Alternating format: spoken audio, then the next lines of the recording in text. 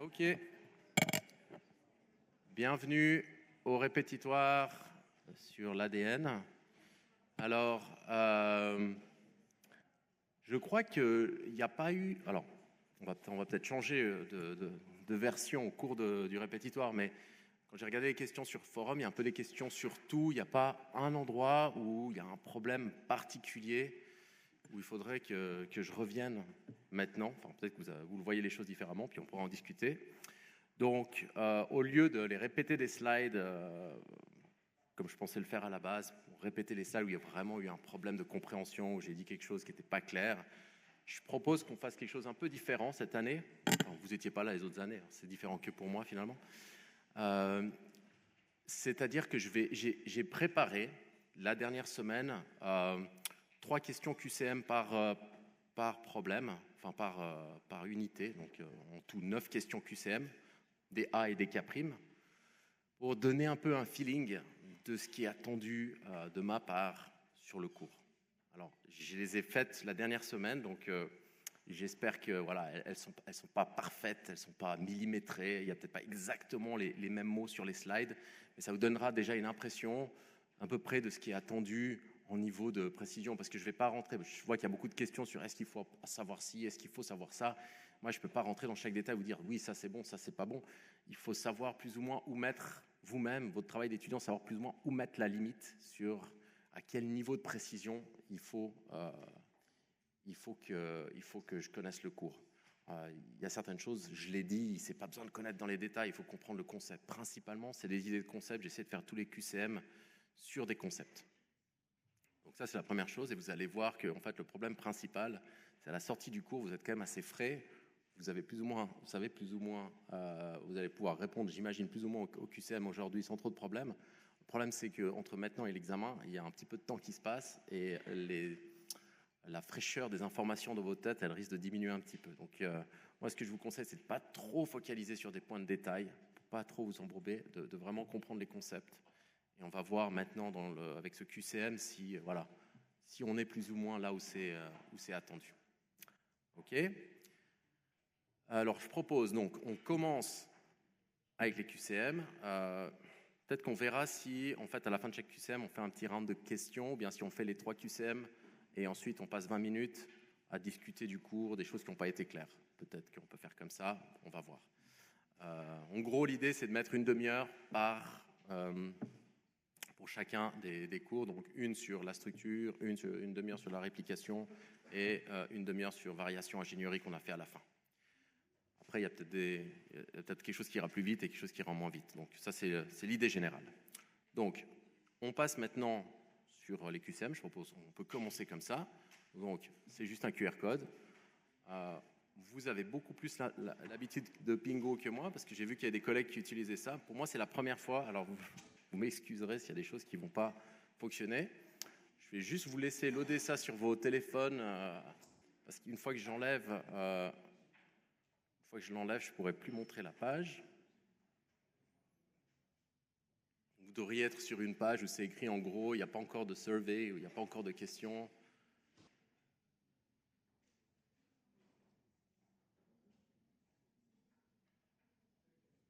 Ok. Alors, j'enlève. Et maintenant, on va commencer avec les QCM. Donc, je propose qu'on commence par une bonne vieille question A, c'est-à-dire une seule réponse correcte et 2 minutes de temps pour, on va dire quoi ? 2 minutes, ça paraît pas mal. Alors, oui, vous n'avez pas eu le temps ? Alors, c'est reparti. Check. C'est bon ? C'est bon pour tout le monde ? Ok. Alors, une petite question A sur donc, le premier cours. C'est parti. Donc, ça sera cette question-là. En principe, elle devrait apparaître. C'est bon ? Ça fonctionne ? Cool.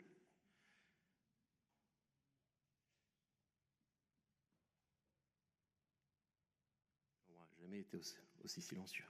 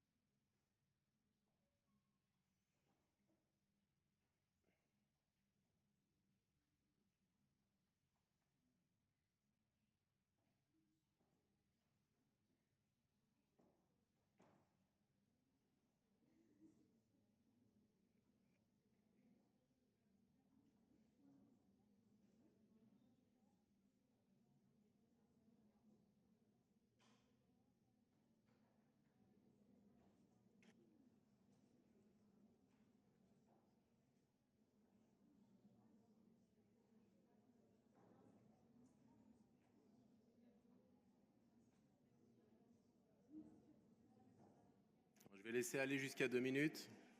Après, on pourra faire plus court si c'est...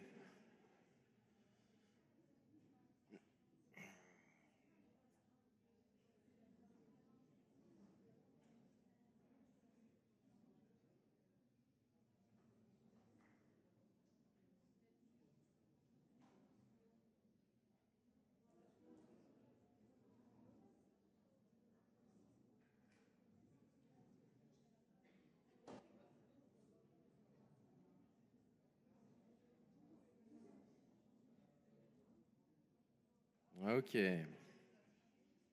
Alors voilà les réponses. Donc, c'était très juste pour la plupart des gens. Alors, je vais juste highlight correct answer. Donc, c'était celle-là, la réponse correcte. Je vois qu'il y a une deuxième qui est sortie un petit peu fréquemment durant l'interphase. Alors, donc ça, c'était la réponse correcte. On va passer à travers les différentes questions. Donc, on a 72% de réponses justes, ce qui est très bien.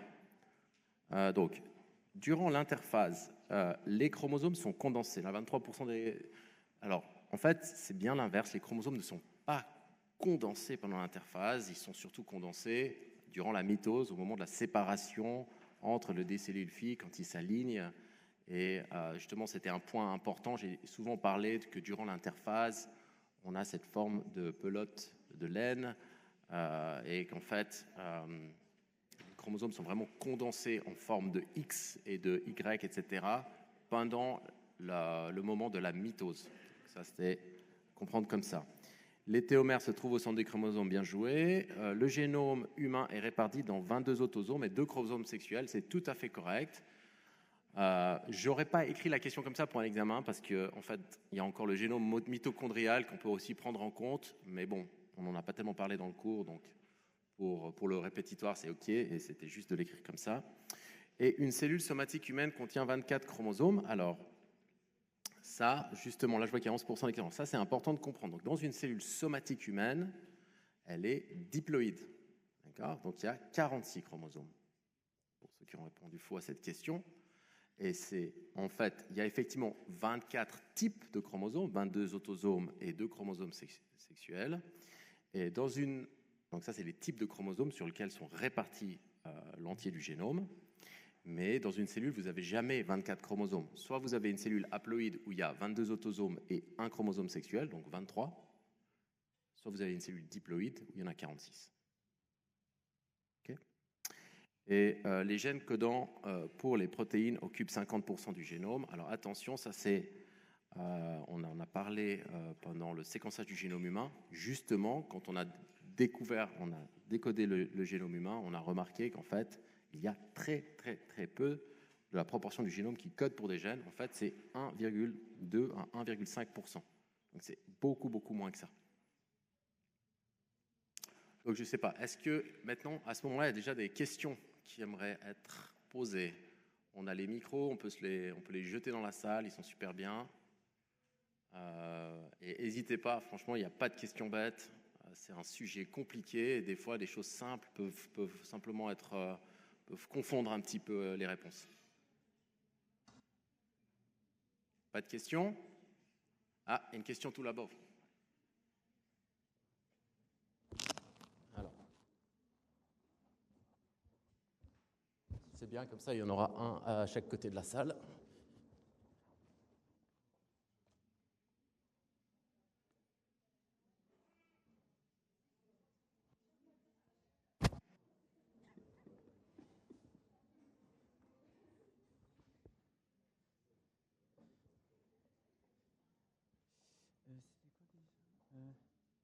Juste par rapport au gène codant, la réponse, une cellule somatique humaine contient 24 chromosomes, mais une cellule somatique, c'est hormis les cellules sexuelles. Et du coup, comme c'est dans une cellule, comme notre corps, il fait des cellules diploïdes, justement, on ne devrait pas avoir les chromosomes sexuels dans les cellules somatiques. Enfin, je ne comprends pas trop... Alors, dans toutes les cellules, il y a les chromosomes sexuels. Ça, il faut bien comprendre.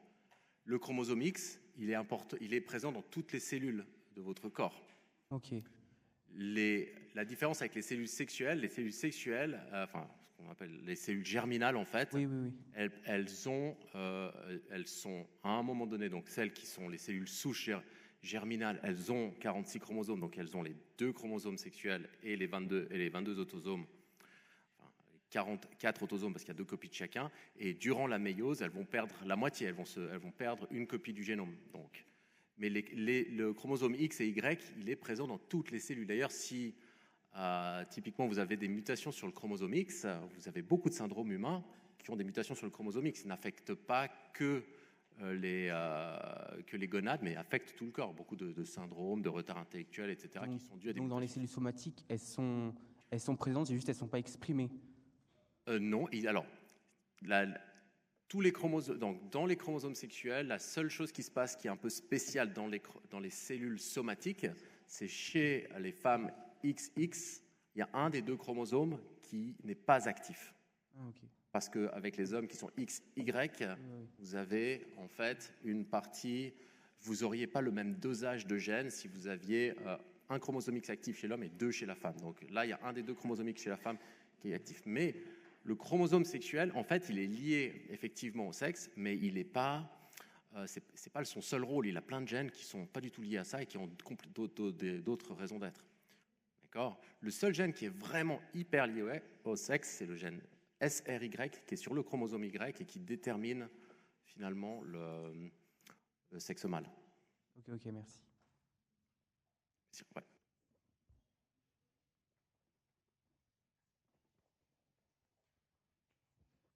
J'avais juste une question par rapport à la réponse correcte. Le génome humain, est-ce qu'on n'a pas besoin de paires de chromosomes pour dire que c'est un génome humain? Pourquoi est-ce qu'on n'a pas la réponse que c'est 44 autosomes? Je comprends la question, mais je comprends la réponse d'une façon, oui, qu'il y a les mêmes gènes, mais d'une autre façon, je sais que par exemple pendant le développement, il y a certains gènes actifs sur le chromosome qui vient de la mère et certains sur le chromosome qui vient du père. Donc, c'est pas 100% la même information du cas. Quand on parle de génome, on parle de la séquence, on ne parle pas de l'épigénome. En l'occurrence, on parle vraiment juste de la séquence. Et la séquence de référence d'un génome humain, elle est haploïde. On n'a jamais... D'ailleurs, même si on veut rentrer la variabilité qu'il y aurait dedans, il n'y aurait pas une séquence, il y aurait, on va dire, des millions de génomes humains différents, enfin des milliards en fait. Donc, le fait de l'activité des gènes, on ne peut pas le rentrer comme un facteur qui détermine ce qu'est un génome humain. Le génome humain, c'est une séquence de référence et qui est une séquence haploïde qui peut varier sur certains endroits, mais qui est une séquence haploïde. Ok, merci. Avec plaisir. Ok, deuxième question. Let's go. Alors, je vais laisser 2 minutes. Alors, la deuxième question, c'est celui-là. Alors, c'est parti.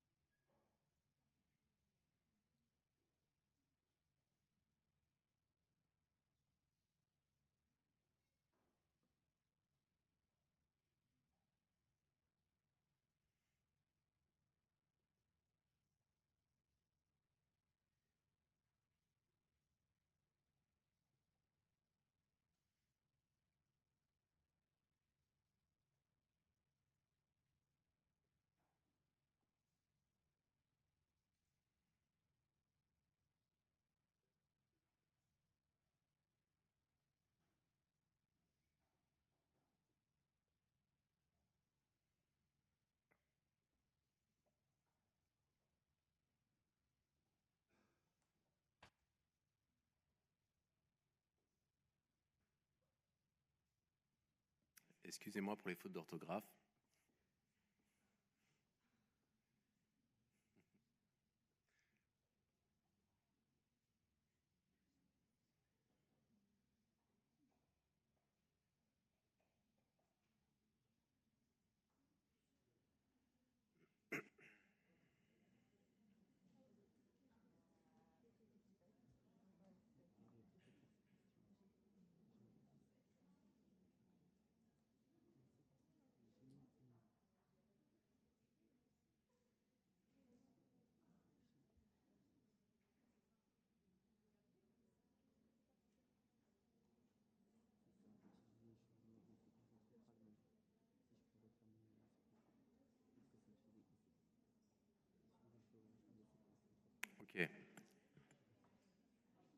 Alors, voilà. Et la bonne réponse, je vais directement la mettre, c'est effectivement celle que vous avez répondu juste, celle-là. OK. Donc, bien joué. On a un petit peu moins bonne réponse. Donc, on est à 65%. Juste une chose. Donc, ici, j'ai vu que la question était un peu plus compliquée parce que vous avez mis 1 minute 30 à commencer à parler, alors que sur la première, vous avez mis 1 minute. C'est normal, elle est pas hyper facile parce qu'en fait, c'est un peu une question assez pointue sur plein de choses. Bon, alors on va juste regarder les autres réponses. Donc, bon, tout d'abord, pourquoi est-ce que c'est la réponse juste? Effectivement, quand on a deux séquences différentes, la seule façon de pouvoir les assembler et de savoir qu'elles sont continues et qu'elles sont la partie du même fragment, c'est simplement si vous avez des petits bouts de ces séquences aux extrémités de l'une et de l'autre qui sont les mêmes, simplement la même séquence d'ADN. C'est ça qu'on appelle chevauchement. Est-ce que c'est clair pour vous ce que c'est le chevauchement ou vous voulez que je rentre dans le détail? Pardon? Un petit coup de détail là-dessus. Bon, alors j'ai pensé à comment. Je vais vous faire un petit.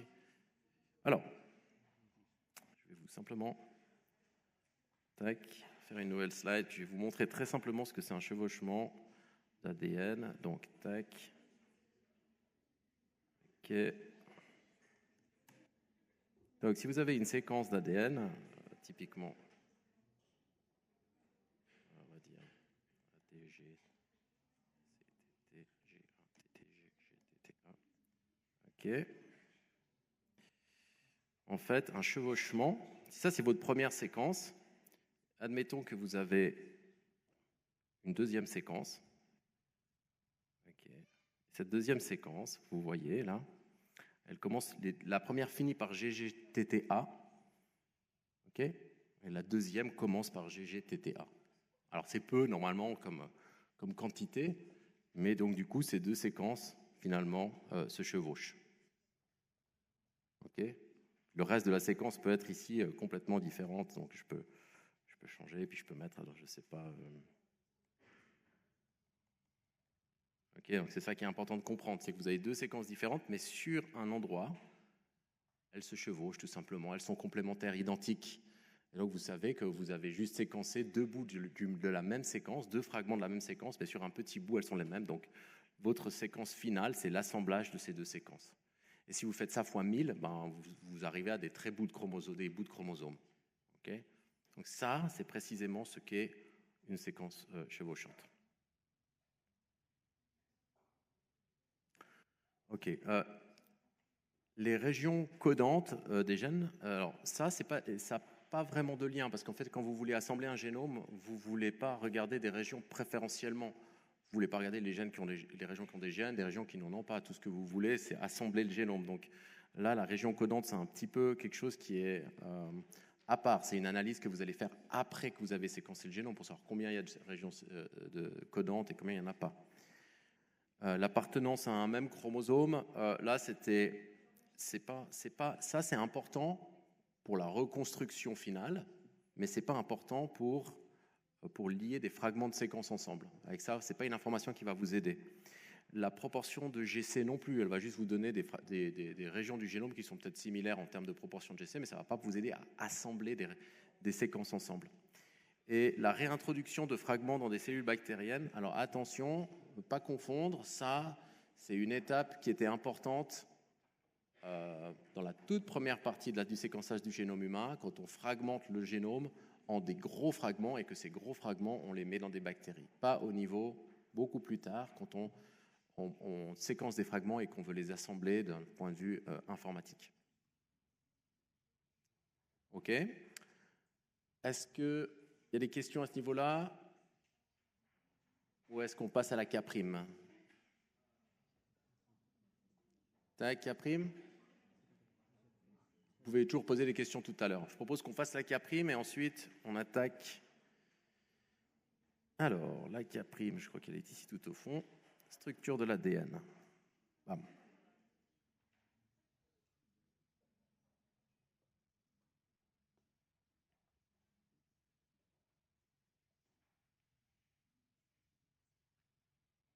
Alors, K', juste pour vous rappeler, il y en a entre 0 et 4 qui sont justes sur les 4 réponses.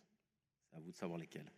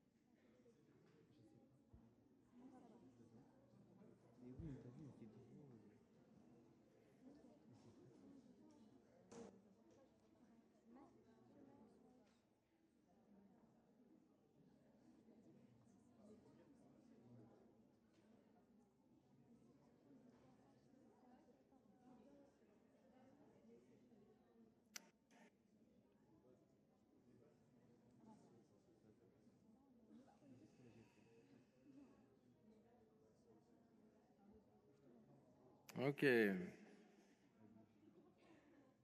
Alors, pas mal. Alors, voilà. Ok. Highlight answer. Ok.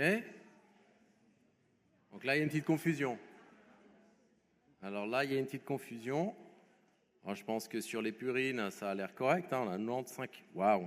Bravo, 96% de juste. Donc, pas besoin d'expliquer. Pas tellement besoin d'expliquer non plus les règles de Chargaff, qui en gros. Normalement, ça ne se fait pas trop parce que ici, la question, les purines, ça parie toujours entre elles. Si vous avez répondu juste à ça, vous allez souvent répondre juste à ça. Par contre, ici, je vois qu'il y a un petit... La double hélice d'ADN possède un grand et un petit sillon. Alors, jusque-là, c'est correct. Ce qu'il faut, c'est permettant l'interaction entre les bases. Elle ne permet pas l'interaction entre les bases. Ce qui permet l'interaction entre les bases, c'est les ponts hydrogènes entre les bases. Ça permet l'interaction avec des protéines, régulateurs de la transcription, par exemple, des protéines qui viennent du monde extérieur, qui n'ont rien à voir avec l'ADN, qui vont venir lire l'ADN de l'extérieur. OK ? Oui.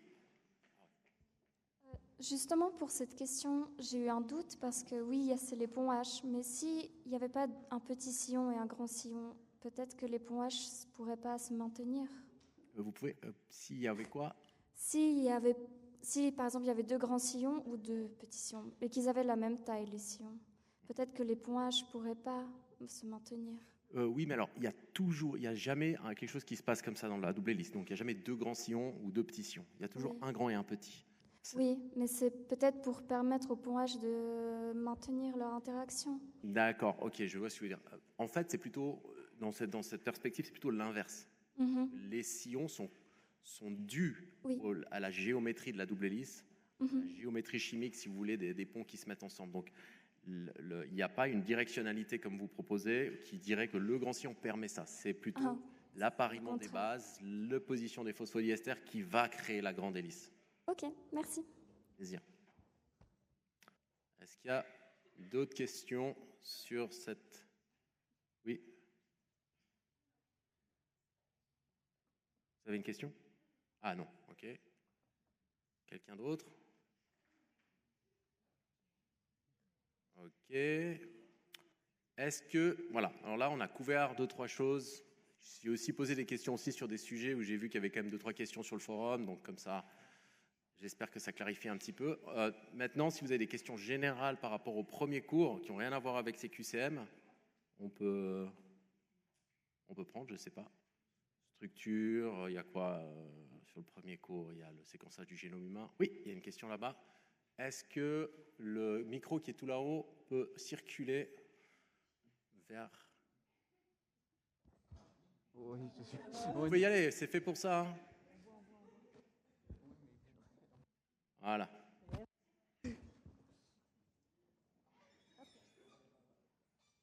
Juste à la slide sur la réplication semi-conservative. Alors, laquelle slide? Celle où il y a le cycle cellulaire aussi et un graphique à côté. Ok. Vous parlez donc de cette slide.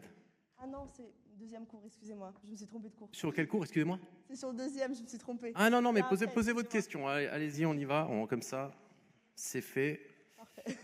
Question sur le cycle cellulaire du deuxième cours. Vous avez le numéro de la slide? Plus ou moins 9, oui, exactement. Voilà. Ouais.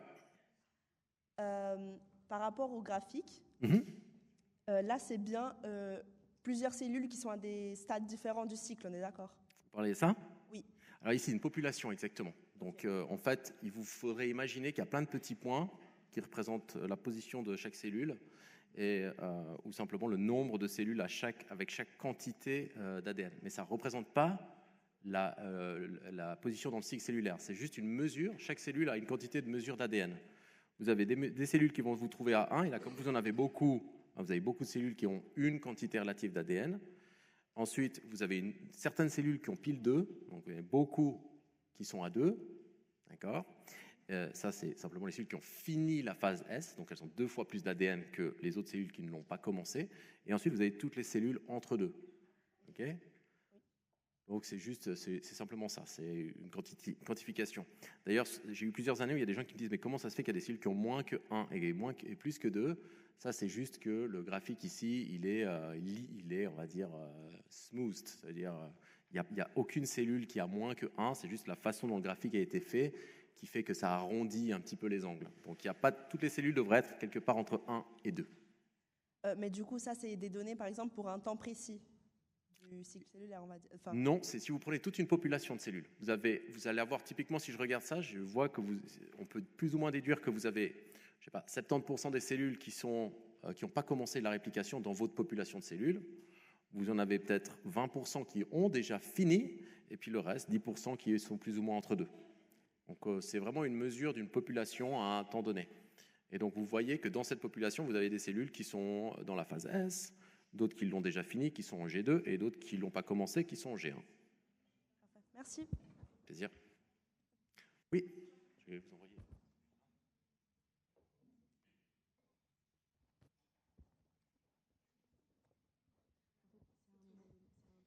Moi, j'ai pas vraiment compris le principe transformant. Le principe transformant. Alors, Oui. Il est là. Principe transformant, c'est ça. Le principe transformant, c'est simplement le matériel héréditaire qui passe d'une bactérie à une autre, en l'occurrence, dans ce cas-là. Donc, dans l'expérience de Frédéric Griffith, vous avez des bactéries qui sont de type S, d'apparence lisse, et des bactéries de type R, d'apparence rugueuse. Okay, donc, elles sont génétiquement différentes. Je ne pense pas que j'ai besoin... Vous voulez que je réexplique l'expérience ou que je... Non, c'était celui de Hershey et... Voilà, ok, donc c'est la suite. Oui. Donc, c'est juste ici. C'est ça? Non, celui-là? Ah, celle-là, vous n'avez pas compris. Ok, d'accord. Donc, dans cette expérience, c'est une expérience complètement différente de la première, mais le but, c'est de savoir quel est le matériel génétique qui donne l'information de réplication. Donc ici, le matériel génétique qu'on essaie d'identifier, c'est celui du bactériophage. Bactériophage, vous avez vu aussi dans notre cours, c'est un virus de bactéries. Donc, comment ce virus de bactéries fait pour se répliquer? Qu'est-ce qu'il met dans la cellule de la bactérie qui permet de produire de nouveaux phages? Ça, c'est son matériel génétique. D'accord? Et le but, c'est de trouver qu'est-ce que c'est ce matériel génétique. La beauté d'un phage, c'est qu'il n'a pas de lipides, il n'a pas de membrane. On sait qu'il est fait de deux choses. Il est fait de protéines et il est fait d'ADN. Donc, finalement, la molécule, le principe transformant la molécule héréditaire, c'est forcément soit l'un, soit l'autre. Okay, donc, dans cette expérience, ce qu'ils font, c'est qu'en fait, en gros, ils font deux expériences différentes. La première, ils prennent les phages et ils les marquent avec du soufre 35, qui est un isotope radioactif du soufre. Okay, ça veut dire que toutes les protéines ont du soufre, elles ont des cystéines qui ont du soufre, et toutes les protéines vont être radioactives. D'accord ? Première expérience parallèle, ils prennent les mêmes phages, d'autres phages, et ils les incubent avec du phosphore 32, un isotope radioactif du phosphore qui ne va pas dans les protéines, mais qui va aller que dans l'ADN. Les liens phosphodiester que vous avez tout autour de l'ADN. Okay. Ils font les expériences, puis ils vont regarder qu'est-ce qui rentre dans la cellule. S'il y a un principe transformant, un matériel génétique, c'est-à-dire que c'est quelque chose qui va rentrer dans la cellule. Donc la première chose qu'ils font, c'est qu'ils mettent les phages sur les cellules, et ensuite ils vont regarder simplement qu'est-ce qui est rentré dans la cellule. Est-ce que c'est du soufre de bactéries ou est-ce que c'est du phosphore qui est rentré? Et ils voient qu'en fait, les bactéries infectées contiennent presque l'entier du phosphore 32. Donc déjà, ils savent que c'est du phosphore, et puis qui est rentré et pas du soufre. Le soufre, lui, il est resté avec les phages une fois qu'ils ont injecté leur matériel génétique à l'intérieur des bactéries. D'accord? Donc, c'est donc l'ADN qui est principalement rentré. Ensuite, ils laissent une première génération de phages se produire. Les nouveaux phages qui sont fabriqués maintenant et qui sortent de la cellule. Cette cellule, elle est incubée sans rien de radioactif. C'est que les phages de base qui avaient quelque chose de radioactif. Et bien, ces nouveaux phages, ils contiennent 30% du phosphore 32 original. Ça veut dire que, et 1% du soufre. Ça veut dire que de la génération parentale des phages, presque aucune protéine ne se retrouve dans la version descendante, alors que presque 30% de l'ADN s'y trouve. Donc clairement, l'ADN ici est passé d'une génération à l'autre, alors que pas les protéines. Okay, du coup, ça montre quand même assez clairement que l'ADN est le matériel génétique. Ok. Merci. Plaisir. On veut passer à la deuxième partie. Ah, il y a d'autres questions. Juste derrière vous. Moi, j'ai pas trop compris vraiment les différentes étapes du séquençage. Si c'est possible de les Alors, on peut vite revenir sur les séquençages, vu qu'il y avait effectivement... ça, je vois que c'est un petit souci. Alors, c'est toujours assez compliqué, parce que si on n'a jamais fait de biologie moléculaire, on ne se rend pas trop compte de ce que ça veut dire. D'abord, on commence avec l'ADN génomique. 3,3 milliards de paires de bases haploïdes, 6,6 diploïdes. C'est des énormes fragments. Un chromosome, ça fait 270 millions. Chromosome 2, il fait 240 millions de paires de bases. Donc, c'est énorme. Donc, on doit d'abord réduire cette taille pour avoir quelque chose avec lequel on peut travailler dans un laboratoire. La première chose qu'on fait, c'est qu'on réduit en fragments de plus ou moins 100 à 200 000 paires de bases. C'est des gros fragments d'ADN génomique. Mais pour pouvoir travailler avec ces fragments, il faut qu'on puisse les amplifier. Pour les amplifier, on les attache à un chromosome de bactéries. C'est une toute petite séquence qui permet de les mettre dans des bactéries, puis les bactéries vont se diviser, puis en se divisant, elles vont reproduire, recopier ce gros fragment d'ADN humain de 200 à 200 000 paires de bases. Okay, ça, vous ne le séquencez pas à ce niveau-là parce que c'est trop grand. C'est à l'étape suivante. Vous reprenez ce fragment de 100 à 200 000 paires de bases, vous le refragmentez en petits fragments. Cette fois, on va dire dans les 1000 paires de bases, 500 à 1000 paires de bases. Et c'est ça que vous allez séquencer. D'accord ? Vous allez prendre ces fragments-là, et vous allez les séquencer. Donc c'est ces petits fragments ici. Et ceux-là, vous allez les aligner bioinformatiquement parlant avec les séquences chevauchantes dont on a parlé tout à l'heure. Donc là, vous voyez, ils sont tous alignés par leurs extrémités parce qu'ils ont des petits bouts de séquences qui sont égales, qui sont des séquences chevauchantes. Donc c'est juste vous avez tous ces fragments qui ont été séquencés et ces séquences, vous les remettez ensemble et vous allez pouvoir reproduire le gros fragment de 100 à 200 000 paires de bases.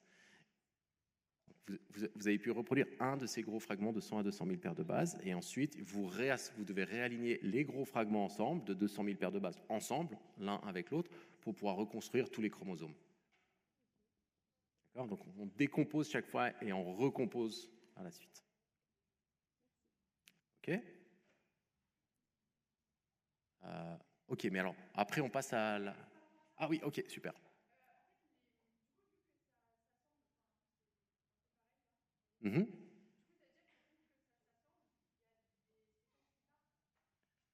Vous dites par rapport...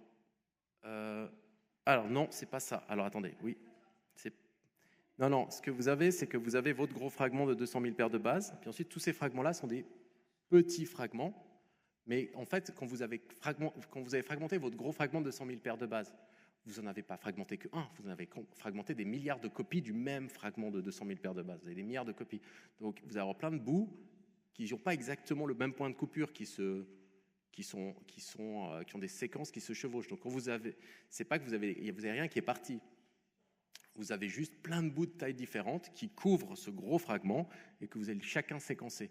Et comme ils ont à chaque fois des points de cassure un tout petit peu différents, quand vous avez fragmenté, vous allez avoir des séquences qui se chevauchent. Mais en fait, en réalité, si vous avez une séquence comme celle-là et puis une séquence qui se chevauche à côté d'elle, elle ne vient pas exactement du même fragment. Elle vient de deux fragments égaux qui se sont cassés à des points un petit peu différents.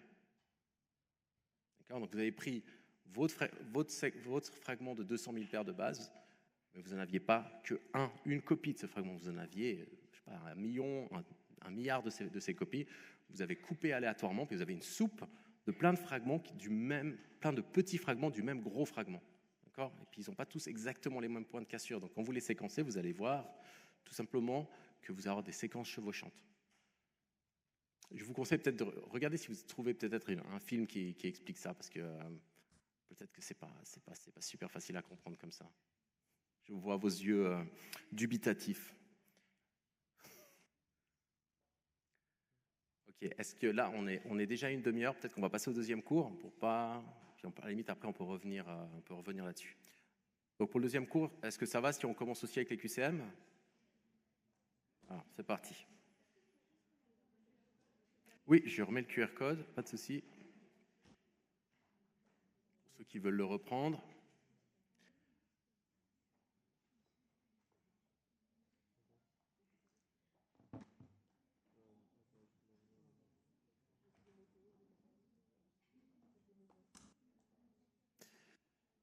Ok, alors, donc là on est sur le cours concernant la réplication. Alors, structure, réplication, on va commencer avec les questions A. Voilà, c'est parti.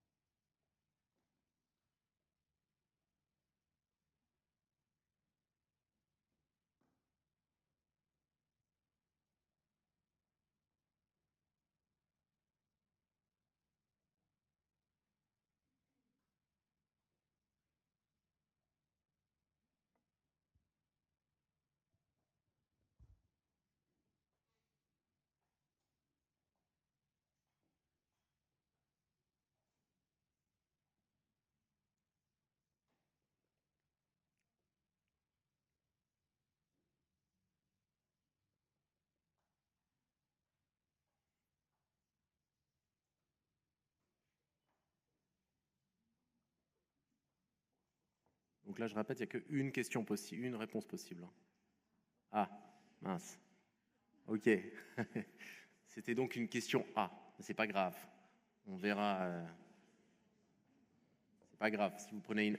Donc. Non, excusez-moi. Non. Attendez. Non, j'ai dit n'importe quoi. C'est une K'. Il y en a 4. Non, c'est juste. Je me suis trompé. Je voulais faire une A et j'ai fait une K'. Non, excusez-moi.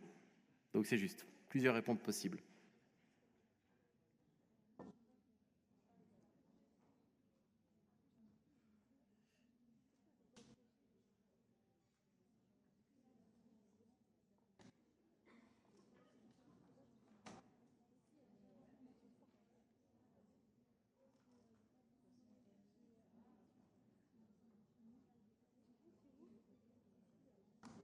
Ok, parfait. Alors, les réponses correctes, s'il y en avait plusieurs, il n'y en avait qu'une, c'est pour ça que je me suis fait avoir. Ok, on va vite passer à travers les réponses. Le premier, alors celui qui a un peu confondu plusieurs personnes, le système NHEJ répare une cassure double brin en utilisant une séquence homologue comme matrice. C'est justement l'autre qui fait ça, c'est celui de la recombinaison homologue. Séquence homologue, recombinaison homologue. Le NHEJ, il remet juste ensemble deux bouts qui sont cassés en faisant plein d'erreurs. Ok. D'ailleurs, ici, on voit bien, le NHEJ répare toujours de manière fidèle, justement, parce qu'il n'utilise pas une séquence homologue, il est complètement infidèle, justement. Donc, il fait souvent des erreurs et il perd de l'information. Donc là, il y a presque tout le monde qui a répondu correctement. Ensuite, cette partie-là, donc, le NER est spécialisé dans la réparation des cassures double brin. Si vous regardez le cours, on va aller voir ça tout de suite. Donc le NER, les cassures double brin, vous avez que la recombinaison homologue et le NHEJ. Ok. Le NER, typiquement, ce qui répare, c'est les problèmes dimère de pyrimidine et les radiations UV, etc. Okay, il vient et il enlève le NER, c'est celui qui enlève 12 nucléotides. Vous n'avez à pas confondre avec le BER qui enlève juste la base, juste un nucléotide en gros. Okay, qui lui est plutôt pour des changements chimiques, des déaminations et des choses comme ça. Donc le NER, c'est principalement les dimères de pyrimidine. Est-ce qu'il y a des questions sur cette question ?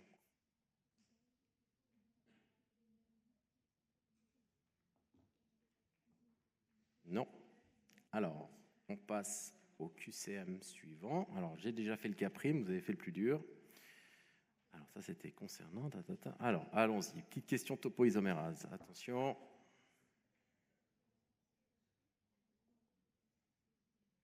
Donc, cette fois, il n'y en a qu'une, correcte.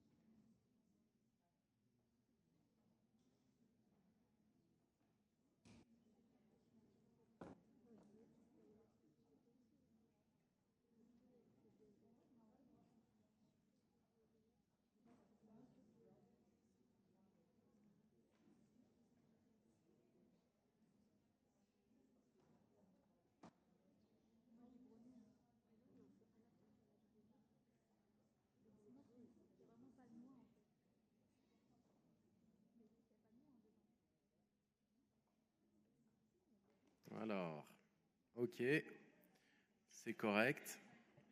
Alors, on va vite passer à travers les réponses. Donc oui, ça c'est la réponse correcte. Ok. Première, elle permet de corriger l'intégration de mauvais nucléotides dans la réplication. Non, absolument rien à voir pour le coup. Celle-là n'a rien à voir avec l'insertion de mauvais nucléotides. Les topoisomérases, tout ce qu'elles font, c'est qu'elles coupent l'ADN et elles le remettent ensemble. Okay. La topoisomérase 1 coupe la double hélice d'ADN sur un seul brin. Ça, c'est correct. Bon. Contrairement à la topoisomérase 2 qui coupe double brin. Okay. Elle fonctionne en établissant des liaisons non covalentes avec l'ADN. Bah justement, ça, c'est une particularité. Elle fonctionne en faisant des liaisons covalentes avec l'ADN. C'est assez fou. Elle se lie de façon covalente et temporaire avec l'ADN. Et quand elle reforme le double brin ou le simple brin, elle religue. Là, elle libère cette liaison covalente. Leur fonction nécessite l'activité d'une ADN ligase. C'est un petit peu difficile, celle-là, parce qu'elles ont une activité elles-mêmes qui fait une forme de ligation.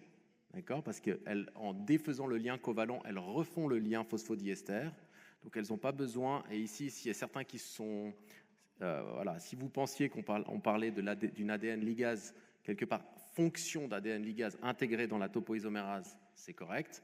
Mais il n'y a pas une autre enzyme ADN ligase qui vient et qui remet. Donc, ça, c'était ici la façon dont j'ai écrit cette question. Ce n'était pas extrêmement précis. Donc, si vous avez été confondu là-dessus, comprenez bien que ce que je voulais tester, c'est... Il n'y a pas une deuxième enzyme qui vient et qui remet ensemble, c'est bien la topoisomérase qui religue. La topoisomérase 2 induit des superenroulements sur la double hélice afin de réduire la tension générée par l'hélicase. Alors ça, je peux juste clarifier ici. Donc, les superenroulements sont produits par la tension due au déroulement de l'ADN. C'est-à-dire, quand l'hélicase arrive, okay, elle fait une tension, comme c'est écrit dans la question, ça c'est juste, mais cette tension se résout naturellement et spontanément par la molécule d'ADN qui fait des superenroulements. Okay. Ensuite, après ces superenroulements, les topoisomérases viennent, coupent, et ça réduit les superenroulements. D'accord ? Ce n'est pas le fait de la topoisomérase d'induire ces superenroulements, ils sont induits par la tension et la topoisomérase les enlève. Est-ce qu'il y a des questions particulières par rapport à ce point-là ? Est-ce que vous voulez faire une pause de 15 minutes ? Non ? Vous pouvez lever la main ceux qui veulent faire une pause. Ok, alors on va peut-être pas faire de pause. Ok, on fait pas de pause, on continue direct.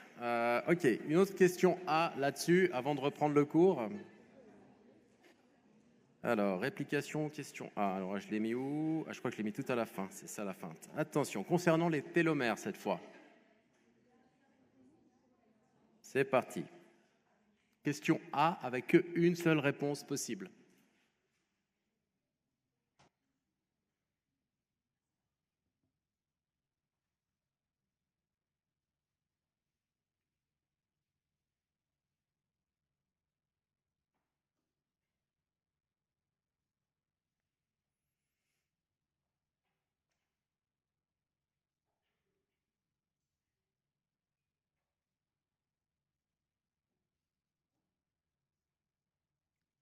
Elle est un peu difficile.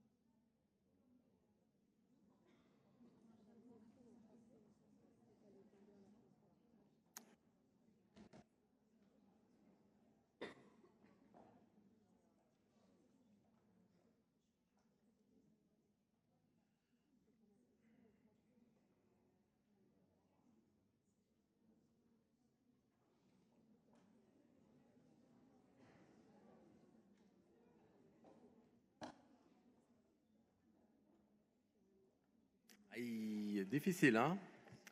Mais c'est quand même celle qui a le plus de réponses qui est correcte, donc c'est celle-là. C'est bien celle-là. Mais elle est, je vous l'accorde, elle est pas difficile. Elle est difficile celle-là. Alors, juste une question par rapport aux prochaines questions. Est-ce que 2 minutes c'est trop long, ou bien est-ce que vous voulez que je réduise à 1 minute, ou est-ce qu'après 1 minute ou 2 minutes c'est bien? C'est bien, c'est bien. Ok, nickel. Alors on continue. Question après?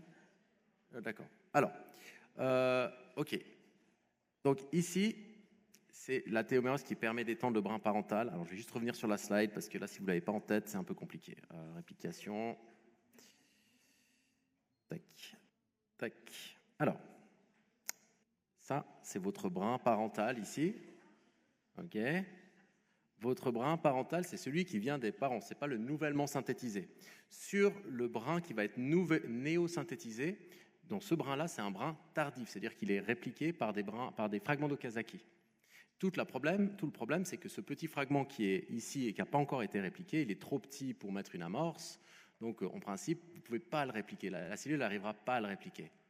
Donc, la réponse de la cellule à ça, c'est d'avoir une télomérase qui va étendre le brin parental, le brin chablon matrice, vous l'appelez comme vous voulez, pour qu'ensuite, elle va l'étendre. Regardez, elle vient, elle se met ici et elle l'étend un petit peu plus. Alors, elle peut l'étendre beaucoup plus que ça, mais moi j'ai mis juste une fois.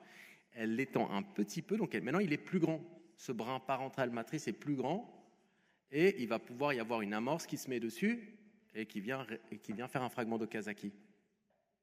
Donc elle augmente la taille du brin parental pour pouvoir se permettre d'en perdre un petit bout lors du prochain fragment d'Okazaki. Okay, donc c'est bien ici, effectivement, la télomérase étant la fin 3' du brin. Okay. Pour les autres réponses, je vais vous expliquer pourquoi ce n'est pas possible. Donc la première. D'ailleurs, je remarque que... Non, c'est juste. Alors, lors de la réplication, le brin précoce des télomères ne peut pas le répliquer jusqu'à son extrémité. Alors là, la petite feinte, et ça, c'est pas hyper cool, mais c'était juste pour faire la question un peu difficile. Là, le brin précoce n'a pas de problème. Lui, il peut y aller jusqu'au bout dans ce brin nouvellement synthétisé précoce, il va aller jusqu'au bout. Puis la polymérase, à la limite, elle tombe au bout du chromosome. Pas de problème pour le brin précoce. C'est le brin tardif qui est problématique.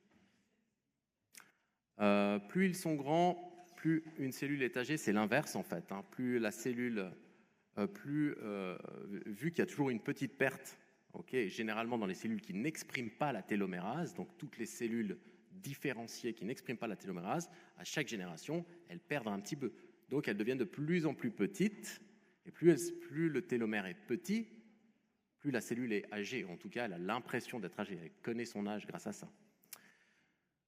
Donc ça, on l'a vu. La télomérase se base sur un chablon ADN intégré. C'est malheureusement un chablon ARN. C'est un ARN qui est dedans. D'ailleurs, si vous regardez la petite slide ici, vous voyez que c'est un chablon ARN. D'ailleurs, il n'y a pas de T, mais il y a des U dedans. Et la perte de fonction de la télomérase est associée au cancer. Ça, c'est faux. La perte de fonction est associée à d'autres maladies, mais les cancers sont associés à une gain de fonction de la télomérase. Parce que, en fait, si vous voulez que la cellule perde le sens de quel âge elle a et si elle peut continuer à se diviser, il faut qu'elle fasse des longs télomères, donc elle a besoin de la télomérase. Plus elle va utiliser sa télomérase, plus ça va fonctionner. Je vous rassure, ce genre de questions, c'est pas ce qu'il y aura à l'examen. Celle-là, c'est un peu compliqué, je me rends compte moi-même. Donc, voilà. Ok, questions. Je pense qu'il y aura des questions là. Est-ce qu'il y a des questions sur cette partie-là? Tout est clair. Vous voulez poser une question? Après. À la fin, d'accord. Une question? Oui, tout là où il y a une question. Ah, est-ce que vous pouvez donner le micro qui est juste en bas? Ouais, derrière vous. Super. J'ai une question par rapport encore au séquençage. Pourquoi est-ce qu'on utilise des bactéries pour cloner et pas, par exemple, de la PCR? Parce qu'avec la PCR, vous pouvez faire des PCR jusqu'à 2 à 3 000. Ok, si vous êtes vraiment super bon au labo, vous arrivez à faire 5 à 6 000 nucléotides. Et les fragments dont on parle, ils en font 200 000. Donc on ne peut pas les amplifier par PCR, c'est beaucoup trop grand en fait. C'est une bonne question, ça aurait été une option aussi. Merci. Oui, de l'autre côté du même...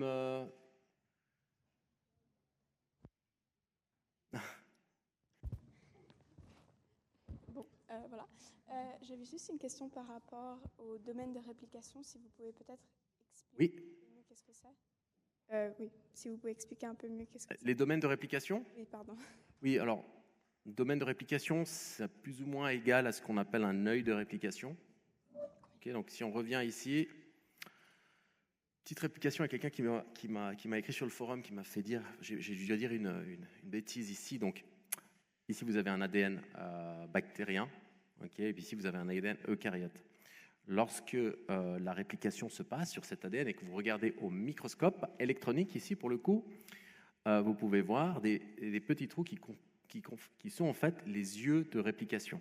Alors, les yeux de réplication, c'est juste de l'ADN. Alors ici, vous avez l'ADN maternel en rouge, ou paternel, peu importe. Vous avez l'ADN matrice, l'ADN chablon, qui va devoir être copié en rouge. Pour le copier, vous devez faire du simple brin. Vous devez l'ouvrir.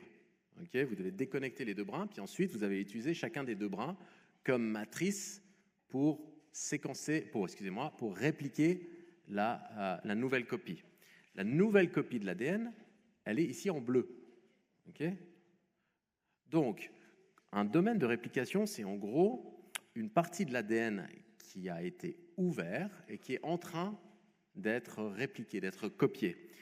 Donc ça, c'est ce que vous avez. Donc ici, vous avez la partie qui a déjà été copiée en bleu, et aux extrémités, là où l'ADN paternel ou maternel est en train d'être ouvert au niveau de la fourche, et ben, c'est exactement à ce niveau-là que vous êtes en train de répliquer. C'est là que vous avez votre ADN polymérase, c'est là que vous avez vos hélicases qui sont en train d'ouvrir, c'est là que vous êtes en train d'avoir vos fragments d'Okazaki, etc., etc. De ce côté-là et de ce côté-là en même temps. Vous avez toujours pour un œil de réplication, vous avez les deux fourches qui vont s'éjoindre. Je continue un petit peu. Le domaine de réplication, c'est plus ou moins la même chose, sauf qu'au lieu de le regarder par microscope, c'est d'autres méthodes qui nous permettent de regarder durant le cycle cellulaire à quel moment, quelle partie du chromosome va être répliquée. Donc ici, ce que je vous montre dans cette petite vidéo, c'est le chromosome 2. Okay, c'est un bout du chromosome 2. Vous voyez, il fait de 170 à 240 millions de paires de bases. Et sur ce petit... Je vais arrêter cette vidéo et puis on va la mettre... voilà. Donc vous avez... Sur ce bout-là, vous allez vouloir savoir où se trouvent mes origines de réplication. Il y en aura plusieurs et vous voulez juste savoir où elles se trouvent. Et vous pouvez voir qu'il y a des endroits, donc par exemple au sommet ici, cet endroit-là va devenir une origine de réplication. Okay, donc, je commence à répliquer depuis cette région qui est ici, d'accord, et ensuite j'étends autour de cette région. Vous avez ça à plusieurs endroits du chromosome ensemble. Mais ce que vous pouvez voir, c'est que tout le chromosome ne se réplique pas en même temps. Vous avez une première partie qui est là, okay, et puis ensuite, un peu plus tard, vous avez d'autres bouts qui vont arriver et qui vont finir le travail. Donc, ce qu'on appelle un domaine de réplication, c'est une région du génome qui est en train d'être répliquée, okay, à un moment donné. Je les remets ici.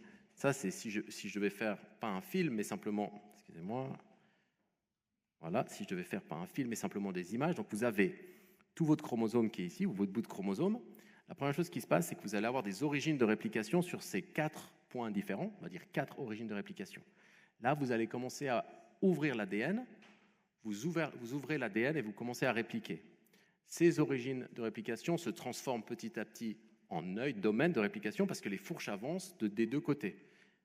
Par exemple, sur cette fourche-là, après quelques minutes, vous avez un domaine de réplication qui est ici, alors que sur ces deux fourches-là, le domaine de réplication a déjà bien avancé et il s'est même touché entre les deux fourches, donc maintenant vous n'avez plus qu'un domaine de réplication. Un peu plus tard, ces 3 domaines de réplication qui sont en train d'aller, ils continuent d'avancer, puis finalement ils n'en font qu'un énorme. D'accord ? Et puis ensuite, il y a d'autres origines de réplication qui démarrent un peu plus tard dans le cycle cellulaire. Donc c'est toujours la phase S, mais c'est un peu plus tardif. D'accord ? Et là, vous en avez d'autres qui commencent, etc., etc. Et vous pouvez juste regarder l'entier du chromosome qui se réplique, en fait. En fait, c'est vraiment à mettre Ce qui est important, c'est vraiment de mettre en perspective que ce n'est pas que le chromosome va commencer au nucléotide 1 et être répliqué jusqu'au nucléotide 240 millions, c'est qu'il y a plein de petits endroits où ça s'ouvre, ça commence à répliquer, ça se propage via ces fourches de réplication sur des grands domaines qui se touchent les uns les autres pour finalement répliquer l'entier du chromosome. Okay. Oui. Est-ce que vous pourrez avoir là, ouais. Je le lance. C'est à qui? Ah, très bien. J'avais juste une question par rapport aussi à la réplication de l'ADN. L'image avec les yeux de réplication. Donc celle d'avant. Juste là. Pour pouvoir répliquer l'ADN, on devra aussi dupliquer les histones, n'est-ce pas? Parce que l'ADN va devoir être condensé aussi après la réplication. Ouais. Comment est-ce que c'est coordonné avec la production de nouveaux histones et comment est-ce qu'on enroule l'ADN après qu'elle est répliquée? Alors, à la fourche, vous avez la disposition des histones à la fourche. À la fourche. C'est au niveau de la fourche et vous avez même une distribution des histones et des marques d'histones qui fait que vous gardez l'information épigénétique d'une fourche à l'autre, en fait. Donc, vous avez vraiment à ce moment-là la distribution. Et on essaie de copier même l'information épigénétique. Mais ça va bien au-delà de ce qui est attendu pour ce cours. Mais oui. Merci. Plaisir. Oui, là-bas.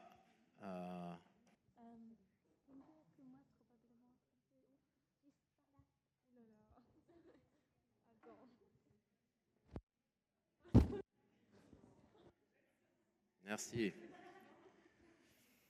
Moi, j'ai une question pour le même chapitre dans la diapo 30. C'est marqué... Pour quel numéro de diapo, vous savez? La diapo 30. 30. Ah, ouais. En fait, oui, mais celle-là, je n'étais pas très content de ma performance quand je l'ai... Je peux vous la réexpliquer si vous voulez. En fait, c'est marqué l'ADN polymérase 1 utilise le trou pour remplacer l'amorce, mais en fait, après, c'est marqué activité 5', 3' exonucléase. Ouais.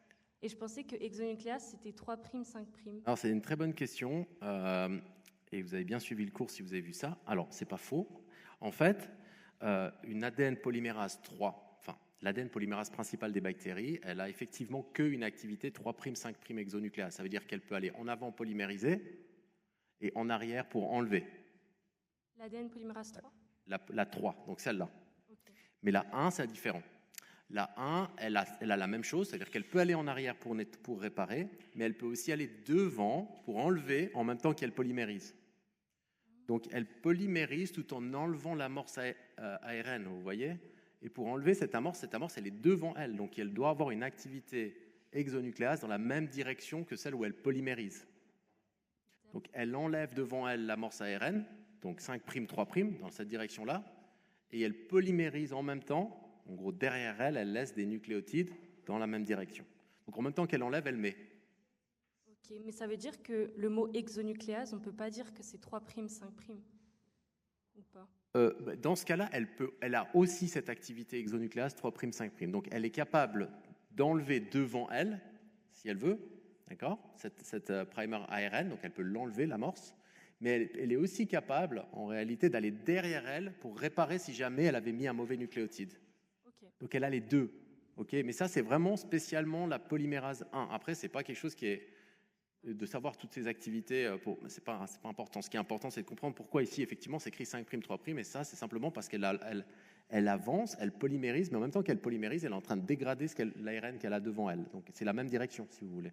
D'accord. Ok, merci beaucoup. Alors, il y a là, et puis ensuite, peut-être qu'on peut... Est-ce que le micro qui est tout en haut peut descendre ici au milieu, chez le monsieur en rouge? Oui, du coup, vous avez dit que vous pouviez réexpliquer. Oui, vous voulez que je la réexplique? Ok, alors c'est parti.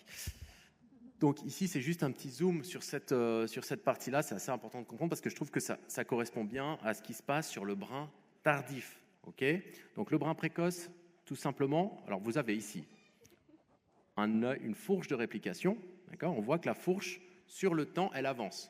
Okay, ça, c'est la première chose à comprendre de cette slide. La fourche avance, ce parti de la fourche avance à droite. Pour former les fragments d'Okazaki, donc sur le brin tardif, La première chose qui se fait, c'est que d'abord, dès qu'il y a de la place, il y a la primase qui va venir, qui va faire une petite amorce d'ARN. Ok ? Ensuite, la fourche continue. Donc déjà, il y a déjà des nouveaux nucléotides qui ont été libérés, qui ont été simples brins, mais bon, cette amorce, elle est là.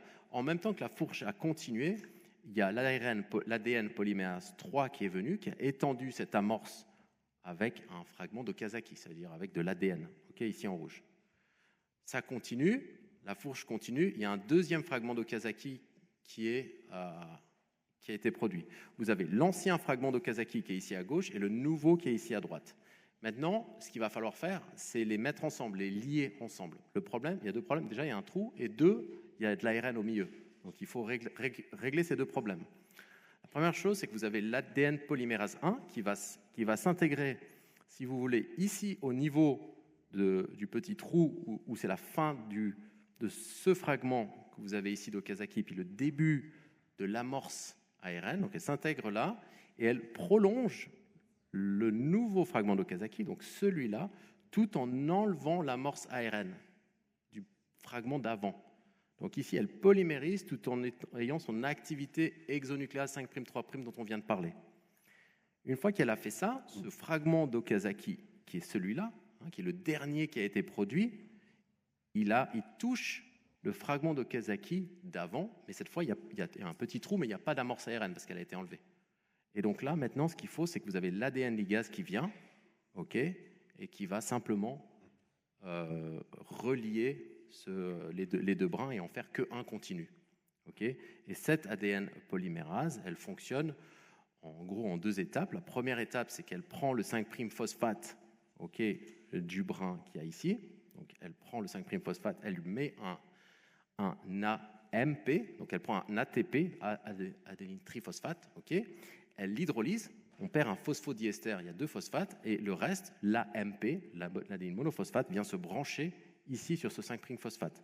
Donc vous avez le phosphate originel, le phosphate de l'AMP et l'adénine. Dans une deuxième étape, elle recasse ce lien phosphate que vous avez ici, et en recassant ce lien phosphate, ça donne l'énergie pour remettre ensemble les deux fragments d'Okazaki, et maintenant, voilà, bon, vous n'avez plus qu'un fragment continu. Okay. Merci. Plaisir. Ah oui, excusez-moi, il y avait le monsieur là, je suis désolé. Ouais. Je crois que vous avez à peu près répondu à ma question, mais c'est dans la slide d'avant. Enfin, les fourches, elles vont à partir d'où? Enfin, c'est où qu'elles commencent leur activité, les fourches? Alors, où est-ce qu'elles commencent? En fait, elles commencent... Je vois, il y a écrit direction du mouvement à gauche et à droite, mais ça commence où? Au milieu ou... Alors oui, la toute première... En fait, je ne sais pas s'il y a même une image avant ça. Non, il n'y a pas. En fait, il faut comprendre que la première chose qui se passe avec la fourche, c'est ça. OK ? La première chose qui se passe, c'est qu'il y a une séquence qui est du double brin, okay, que vous avez ici en vert, qui s'appelle une origine de réplication. La première chose, c'est qu'il faut l'ouvrir. Donc là, vous avez toutes les protéines d'initiation qui viennent et qui l'ouvrent. Et en fait, vous avez ça, c'est le tout premier œil de réplication. Il est extrêmement petit parce qu'il n'y a pas eu encore de réplication, il n'y a même pas encore d'amorce. Okay, ça, c'est le tout premier fragment. Okay. Ensuite, vous faites une amorce, ARN, et ensuite, vous commencez à synthétiser avec de l'ADN. D'accord ? Et vous avez ça. Donc, en fait, si on revient sur la slide dont vous me parliez, qui est celle-ci, en fait, le tout premier fragment, la toute première région, elle serait faite juste de cette partie-là. Avec les segments qui sont ici, il serait encore du double brin, si vous voulez. Et ensuite, cette fourche, elle s'étend, si vous voulez, des deux côtés. Okay ? Là, j'ai juste un petit bout, je vous montre un peu plus tard. Elle s'est étendue un peu plus loin, mais si vous alliez un peu plus tôt, vous auriez eu peut-être juste ce fragment d'Okazaki là et ce brin précoce, le début du brin précoce ici. Celui-là, il n'aurait pas encore été produit parce que simplement il y avait encore de l'ADN double brin. Mais le brin précoce, c'est quand qu'il s'arrête? C'est quand qu'il devient brin d'Okazaki ou Alors, en fait, il va s'arrêter quand vous avez cette fourche qui va toucher une autre fourche qui arrive en sens inverse. Vous voyez? Ou bien quand elle touche un télomère. Là, il n'y a même pas... Voilà. Et vous avez raison, à un moment donné, ça va devenir... Il y a deux fourches qui vont se toucher, des fragments d'Okazaki d'un côté, puis un fragment précoce de l'autre. Oui. Alors, attendez. Là-bas, oui. Moi, c'est sur le schéma qu'on vient de regarder. Mais en fait, je ne comprends pas. Le schéma, quel schéma? Le schéma d'avant? Non, celui de tout à l'heure, la question. Ok, d'accord. Oui, voilà. L'amorce, elle se crée après le brin précoce? Enfin, je comprends pas. L'amorce se produit après. Alors, est-ce que le oui. brin précoce, pour être produit, lui aussi, il a besoin d'une amorce comme... Oui, le brin précoce a besoin d'une amorce, mais alors, l'amorce du brin précoce ici, elle est vachement plus en amont ici, on ne la voit pas. En fait, vous avez raison, à un moment donné, tout en haut, tout au début de ce brin précoce, il y avait une amorce. Mais elle n'a pas été dessinée ici. C'est comme si je reviens sur la slide ici, je ne sais pas si ici on a mis les amorces, non, malheureusement on n'a pas mis les amorces, mais si vous venez sur la slide ici, on les voit. Ok. Vous voyez que ce brin précoce qui est là, il a une amorce. Ok. Donc nous, on était en train de regarder là, c'était juste cette partie-là, avec un bout de brin précoce qui est synthétisé, et puis l'autre qui est en sens. Ok. Oui, merci. Oui. Et peut-être qu'après cette question-là, si ça ne vous embête pas, on passe à la dernière partie. Ouais. Mais moi, c'est juste pour savoir, c'est la polymérase 1 qui fait le proofreading ou c'est la 3 qui peut la faire? Les deux font le proofreading. Les deux ont cette capacité-là. C'est-à-dire que la 1, elle a deux activités exonucléases. En fait, elle a une activité polymérase, c'est une polymérase, mais elle peut aussi enlever en avant et puis aussi retourner, corriger et repartir. Elle a les deux. Et aussi, quand vous avez dit que la fourche de réplication, elle s'arrête au télomère, mais pourtant, enfin, on a vu que la télomérase, elle rallonge justement le brin parental. Mais du coup, les nucléotides, ils sont quand même ajoutés. Oui, donc la fourche de réplication ne s'arrête pas au télomère. Je vous ai dit, elle ne peut plus s'ouvrir vu qu'à un moment donné, il n'y a plus d'ADN. C'est juste ce que je veux dire. Il n'y a plus d'ADN, donc il n'y a plus de fourche. Mais ouais, vous avez raison. Ok, on passe sur la dernière partie. Ok. Donc, on revient sur des petits QCM. Alors, maintenant, on est sur variation. On commence avec un K' ou un A? Vous avez une préférence ou... A? Ouais, c'est parti alors. A, c'est parti. Concernant le crossing over. Non, concernant le crossing over. Ouais, ça, c'est parti. Vous avez besoin du QR code ou c'est bon? C'est bon.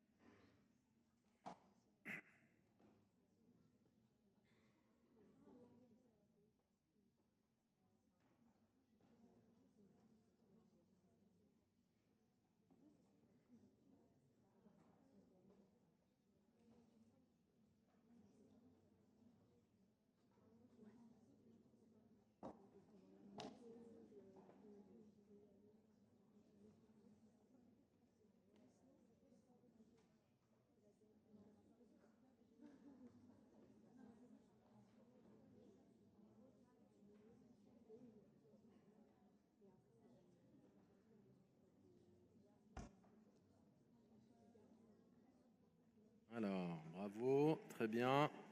C'est juste, 68%. Donc, c'était ça la bonne réponse. Hop. Voilà. Alors, il se produit durant la mitose. Malheureusement, c'est la méiose. C'était l'autre option. La mitose, c'est juste la division cellulaire. En fait, ce qu'il faut bien comprendre, c'est que voilà, comme la réponse 2, voilà, vous avez tous compris que la réponse 2, c'est qu'il n'empêche pas l'échange de variations génétiques entre les chromosomes paternels et maternels.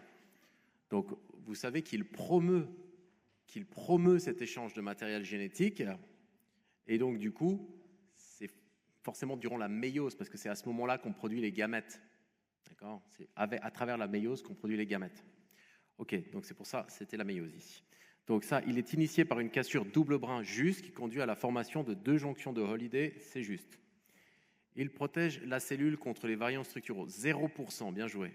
Il se produit avant la réplication de l'ADN. Alors ça, je suis assez content parce que je ne savais pas si ça avait été clair. Alors c'était clairement écrit sur les slides, mais c'est juste, ça se produit après la réplication de l'ADN. Est-ce qu'il y a des questions par rapport à cette question ? Parfait. Alors, go, la suivante. Donc, réplication A, on en refait un autre. Par rapport à la recombinaison VDG.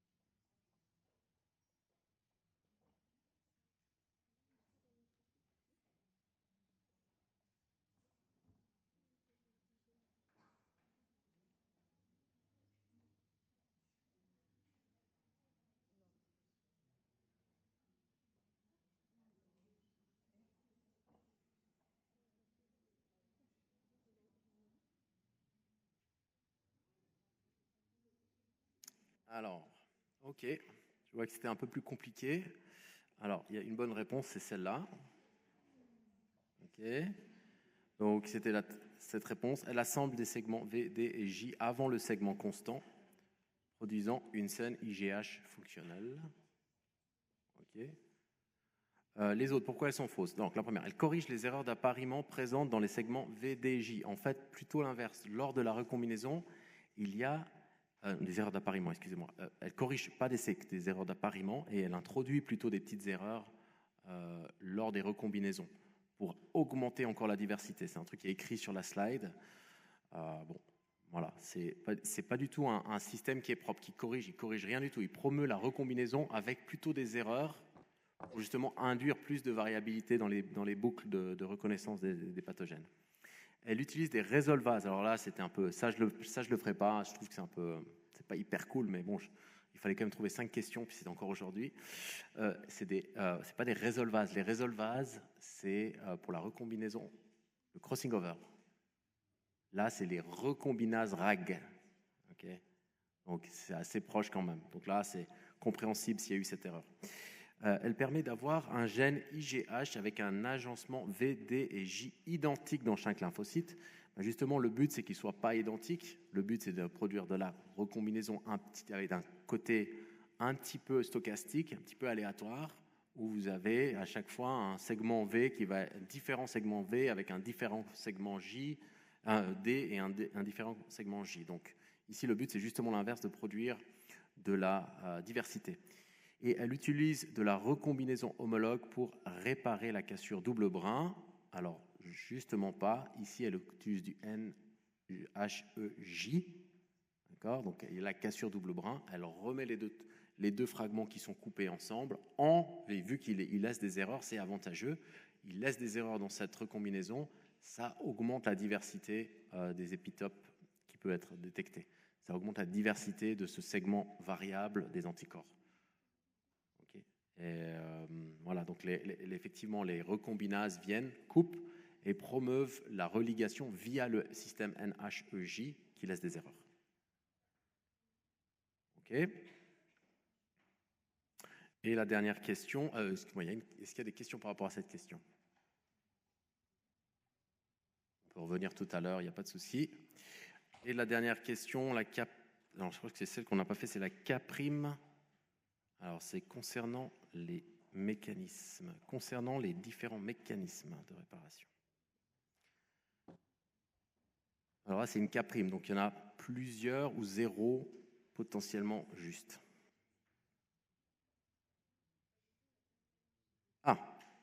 Ah, on l'a déjà fait, excusez-moi. Ouais, alors, oui, évidemment, je suis complètement à la rue.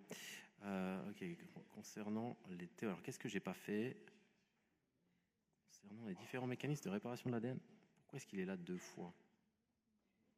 Ah non, crossing over, on les a fait les 3 en fait.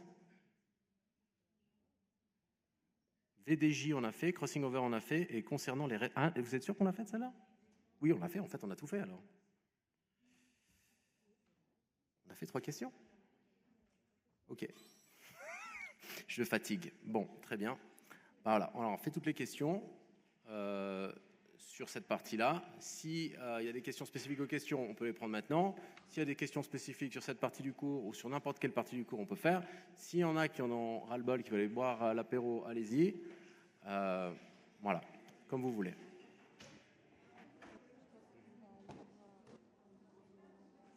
Je reste de toute façon, donc ceux qui veulent plus suivre, vous pouvez y aller.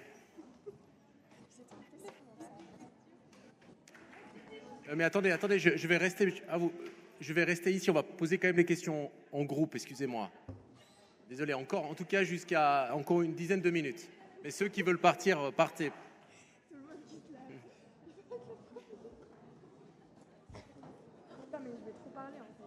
Donc, est-ce qu'il y a quelqu'un qui veut déjà poser une question? Voilà, alors on y va.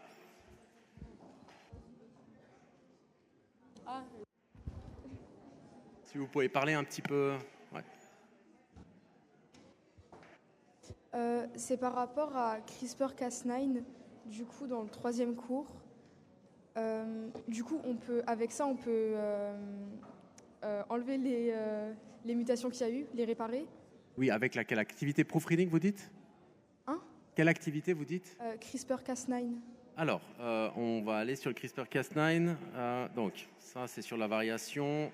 J'ai le cours ici. OK.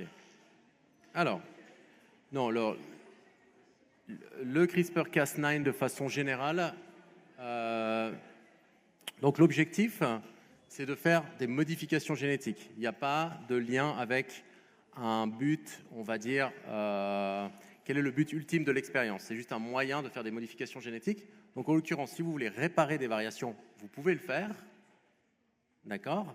Et si vous voulez induire des mutations, vous pouvez le faire aussi. Donc, ce n'est pas un système de réparation en soi, c'est un système de modification génétique où vous pouvez induire les variants que vous avez envie d'induire.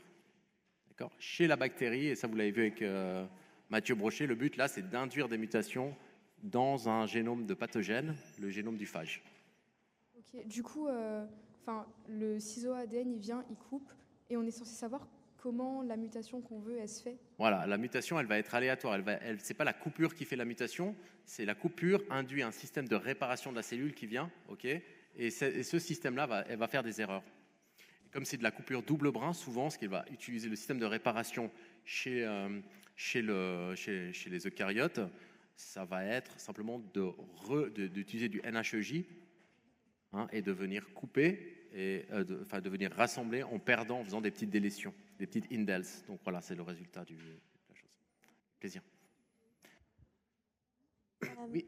C'est juste une question parce que ça m'intéresse. Quelqu'un d'autre? Non, c'est bon, juste que le micro puisse circuler. Ouais. Allez-y. Oui. C'est pour l'activité des télomérases. Donc, si on a une cellule qui se divise successivement, disons 20 fois par exemple, et la télomérase est active, est-ce que ces télomères vont devenir de plus en plus longs? Est-ce que ça fait en sorte que les télomères restent environ de la même longueur? Ou comment est-ce que l'activité compensatoire de la télomérase... Oui, c'est une bonne question. Alors, je ne connais pas les détails, mais il y a beaucoup de systèmes de régulation de la taille des télomères. La télomérase étant la composante qui permet de rallonger la taille des télomères, mais il y a beaucoup de mécanismes qui permettent de contrôler la taille. C'est-à-dire de réguler l'activité de la télomérase, de recruter la télomérase. Et ces mécanismes, ils impliquent plein de différents facteurs. Donc ça, on rentre dans un nouveau monde qui n'est d'ailleurs pas vraiment ma spécialité, mais effectivement, le télomère, si on pensait que la télomère, elle pourrait rajouter ça jusqu'à l'infini, mais ce n'est pas le cas parce que c'est régulé. D'accord ? Et une autre question, pourquoi est-ce que c'est un problème d'avoir des télomères trop longs? Alors, je ne sais pas si c'est un problème, mais c'est un problème dans le sens où trop long, je ne sais pas si c'est un problème, pour être honnête avec vous. Mais j'imagine qu'à un moment donné, c'est quand même des séquences répétées qui sont promptes à faire de la recombinaison et que ça peut être un problème d'avoir toutes ces séquences répétées dans un génome, même si elles sont déjà très répétées, même quand elles ne sont pas très longues. Donc j'imagine qu'il peut y avoir un problème dans cette direction-là, mais je ne sais pas au courant si c'est vraiment un problème d'avoir des télomères trop longs. C'est déjà arrivé. Et on avait vu que si on a une activité trop élevée de télomérase, ça peut causer des cancers. Oui, mais ce n'est pas forcément qu'ils sont trop longs, c'est qu'ils ont une taille qui permet à la cellule de continuer de se diviser. Ok, c'est pas qu'ils deviennent excessivement longs, c'est qu'ils sont longs comme dans une cellule germinale ou comme dans une cellule souche, et la cellule, elle ne sait pas qu'elle est âgée et qu'elle doit arrêter de se diviser. Okay. Voilà. Merci. Avec plaisir. Donc, il y avait une question là-haut. Oui, moi j'ai pas très bien compris le locus LGH et les recombinaisons VDJ. Généralement la recombinaison VDG et LGH, j'ai pas très bien compris le principe. Donc, attendez, excusez-moi. Là, vous n'avez pas compris la recombinaison VDG généralement ou un truc plus particulier dedans? Oui, en globalité. Ouais. En général. Ok, alors je vais juste repasser sur la slide. Donc, en gros, ce qui était important de comprendre ici, c'est que un anticorps comme celui-ci, les anticorps, on est clair, leur but, c'est de faire la médiation entre le système immunitaire et des pathogènes reconnus. Donc, d'un côté, il y a une partie constante. C'est des petits fragments qu'on appelle constant, ici avec le C au début. Ces fragments constants, ils reconnaissent le système immunitaire. Et ensuite, vous avez les parties V, qui sont les parties variables, et elles reconnaissent les pathogènes, bactéries, virus, etc., parasites. Et donc, dans chacune de ces anticorps, vous avez deux chaînes, une chaîne lourde avec un segment variant, et ici, vous avez les 3 segments lourds. Et l'autre partie, c'est une chaîne légère qui fait juste une chaîne, qui a juste un segment variable et un segment constant. Ça, c'est comment est construit l'immunoglobuline. Mais en fait, ce qui nous intéresse, nous, quand on parle de recombinaison, c'est comment la partie variable, donc l'extrémité ici qui reconnaît le pathogène, est construite. Donc en fait, pour construire une partie variable, ce n'est pas codé dans notre génome. Si c'était codé dans notre génome, on serait incapable de se défendre du Covid, tout simplement parce qu'il n'a jamais existé avant qu'il apparaisse en 2020. Donc il faut quelque chose qui crée de la diversité, qui s'adapte au moment T sur quelque chose qui est complètement nouveau et donc on ne peut pas l'avoir inscrit génétiquement, on doit être capable de créer de la nouveauté génétiquement. Okay, donc le but de ce segment, c'est de créer cette nouveauté. Maintenant, il faut pouvoir modifier le segment ici, donc ça, c'est sur un gène, c'est le gène de la chaîne lourde, le IGH. Okay, et c'est cet exemple qu'on a pris pour le cours. Mais vous devez aussi changer le segment de la chaîne légère qui est codé par 2 autres gènes. Et ça, ce n'est pas très important, c'est le même principe. Donc, comment est-ce que je produis ce segment variable du gène de la chaîne lourde, le gène IGH? Et bien pour ça, j'ai un gène très spécial. Donc, sur un bout de mon génome, j'ai un gène qui est construit par différents segments. Donc vous avez ce qu'on appelle des segments de gènes. Et c'est la combinaison de 3 de ces segments qui va faire quelque chose d'unique. Donc vous avez 50 segments variables, 30 segments diversité D, et 6 segments disjonction, J. Et vous allez en prendre un de chaque, puis faire une combinaison. Et puis cette combinaison, quelque part, elle est unique. En fait, vous pouvez regarder le nombre de combinaisons que vous faites. Vous pouvez faire 50 fois 30 fois 6. Donc ici, plusieurs milliers de combinaisons possibles. OK ? Donc vous partez de ça. Donc si on zoome sur cette région, on fait une première recombinaison qui met en contact un segment jaune, donc un D, avec un segment J. Donc là, vous avez déjà la première partie de votre recombinaison qui est faite. Et dans un deuxième sens, vous faites une deuxième recombinaison. Vous mettez cette fois un des segments V en contact avec les 2 segments qui viennent d'être recombinés. Et maintenant, vous avez 3 segments qui sont ensemble. Ces 3 segments vont faire cette région variable ici. En plus de ça, vous mettez les segments constants, mais les segments constants, ils n'ont pas besoin d'être variables. Par définition, vous prenez ceux qui sont là. D'accord ? Et donc, vous avez juste fait cette recombinaison aléatoire de ces 3 fragments. Donc là, à partir de là, vous avez déjà 3000 possibilités. Enfin, je ne sais pas combien, ça fait 50 fois 30, 1500 fois 6.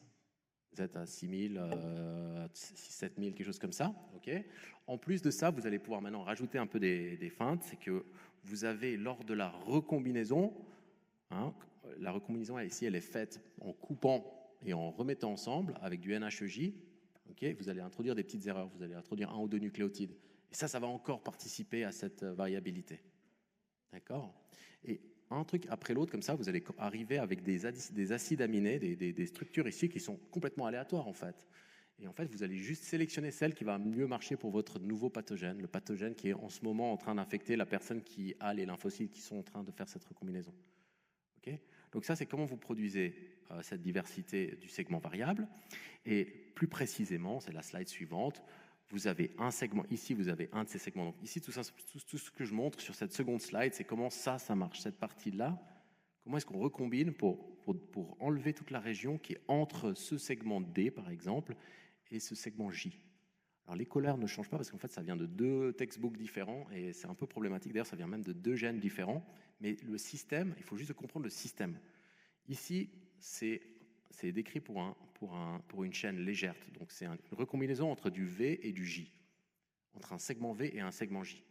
Pour ça, vous avez une recombinase qui s'appelle RAG, qui vient et qui reconnaît le petit triangle ici. Le petit triangle, c'est en gros une séquence, c'est juste une séquence d'ADN. Donc, cette recombinase RAG va reconnaître la séquence d'ADN, okay, certainement à travers un grand ou un petit sillon, si on revient sur le premier cours du début, mais elle reconnaît la séquence d'ADN et elle coupe. Mais comme vous avez une qui reconnaît cette séquence d'ADN et une autre qui vient se lier à cette séquence d'ADN, vous le voyez bien ici, les 2 coupent, voilà, et comme elles coupent, ensuite, vous allez vous retrouver avec ces 2 bouts d'ADN avec des cassures double brin, et vous les remettez ensemble, et vous avez votre jonction entre un V et un J. Tout marche de la même façon. Mais la réparation de cette cassure double brin ici, elle se fait par le système NHEJ qui rajoute des petites modifications, qui fait des petites erreurs quand il coupe. Donc voilà, comment est-ce que vous construisez de la diversité. Ok, merci. Par rapport à la ligase, est-ce que du coup c'est elle qui recolle les bouts en hydrolysant l'ATP et en faisant ça, du coup, ça libère 2 phosphates et... Vous parlez de quoi? De l'hélicase? La ligase, pardon. La ligase. Oui. Alors, fait, du coup, c'est juste qu'elle libère 2 phosphates. Oui, alors si on revient sur la petite réaction de la ligase, alors elle est dans... Où est-ce qu'elle est? Je crois qu'elle est ici. Elle est... Elle est là. Ici. Ok. Non. Voilà. Donc la ligase, elle fait cette réaction chimique. Quand on dit elle catalyse cette réaction chimique, c'est-à-dire qu'elle met en gros les différents composants de la réaction les uns face aux autres pour que la réaction se produise. Hein. Donc ce qu'elle fait, c'est qu'elle prend un ATP, okay, elle l'hydrolyse, elle libère 2 phosphates. Okay, donc vous avez perdu 2 phosphates pour cette première partie de la réaction. Okay. Ce qui reste, c'est-à-dire la MP monophosphate, puisqu'il y a 2 phosphates qui sont partis, il n'en reste plus que 1, cette AMP vient se lier avec le 5' phosphate d'un des 2 fragments d'Okazaki. Okay. Une fois que vous avez ça, il y a une deuxième étape où on enlève de nouveau cette exacte même partie, l'AMP, elle est encore enlevée, donc elle est recassée. Okay. Puis en recassant ça, cette énergie-là, finalement, est utilisée pour reconstruire, pour réapparier les deux brins d'Okazaki ensemble. Donc au final, vous n'avez plus rien de cet ATP qui est dans la chaîne. Parce que vous avez utilisé un ATP, sur la première étape, vous avez perdu 2 phosphates, et sur la première étape, vous avez perdu 2 phosphates, et sur la deuxième étape, vous avez perdu un AMP. Donc un AMP plus les 2 phosphates, vous avez perdu votre ATP. En fait, il n'y a rien qui est resté dans la chaîne. Plaisir. Oui. Moi, j'ai une petite question sur les transposons ADN. Oui. En fait, j'ai même pas compris à quoi ça servait. Et est-ce que tous les gènes, ils ont un transposant? Voilà, alors, ok, alors ça c'est une question, c'est une bonne question, et c'est, alors attendez, ils sont où ces transposons? Je les ai mis où? Alors, ils sont où ces transposons?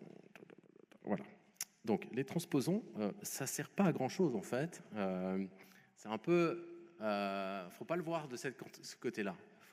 En fait, c'est comme poser la question, ça sert à quoi un virus?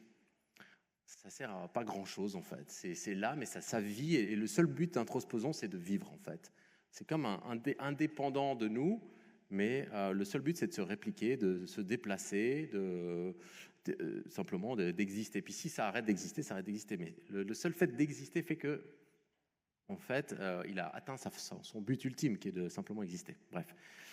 Donc le transposon en soi, on va dire à la base, ça sert à rien. C'est un élément génétique opportuniste qui vient, qui se met dans le génome et qui a comme but de se répliquer, de se propager dans le génome, un peu comme un parasite, quoi, finalement. Mais là où vous avez raison, c'est que de ce fait-là, il a plutôt un côté détrimental, mais il peut être utilisé positivement, c'est-à-dire qu'il peut avoir un but, pas pour l'individu lui-même, en tout cas de ce qu'on sait pour le moment, mais plutôt pour l'évolution, pour les espèces, parce qu'en sautant d'un endroit à l'autre du génome, il va créer de la diversité, il va aller introduire une nouvelle transcription d'un gène en se mettant proche du promoteur dans telle espèce. Donc il peut produire de la diversité, il peut produire des nouvelles fonctions parce qu'il perturbe l'équilibre du génome. Mais il n'a pas un objectif en soi, son seul objectif c'est de se propager et de survivre. Voilà. Je ne sais pas si ça répond plus ou moins à votre question. Vous vouliez aussi savoir sur des mécanismes Non, ça va. Merci beaucoup. Merci. Oui. Alors, moi, j'avais une question par rapport au CRISPR-Cas9. Oui. J'ai pas bien compris le rôle du CID-PAM. Alors, le CID-PAM, le but du CID-PAM, c'est... En fait, le CID-PAM, il est nécessaire à l'endonucléase pour qu'elle coupe. Ça veut dire qu'elle va s'apparier. Okay. Si elle s'apparie avec exactement la même séquence, okay, qui serait ailleurs, mais sans CID-PAM, elle s'apparie, mais elle ne coupe pas. D'accord ?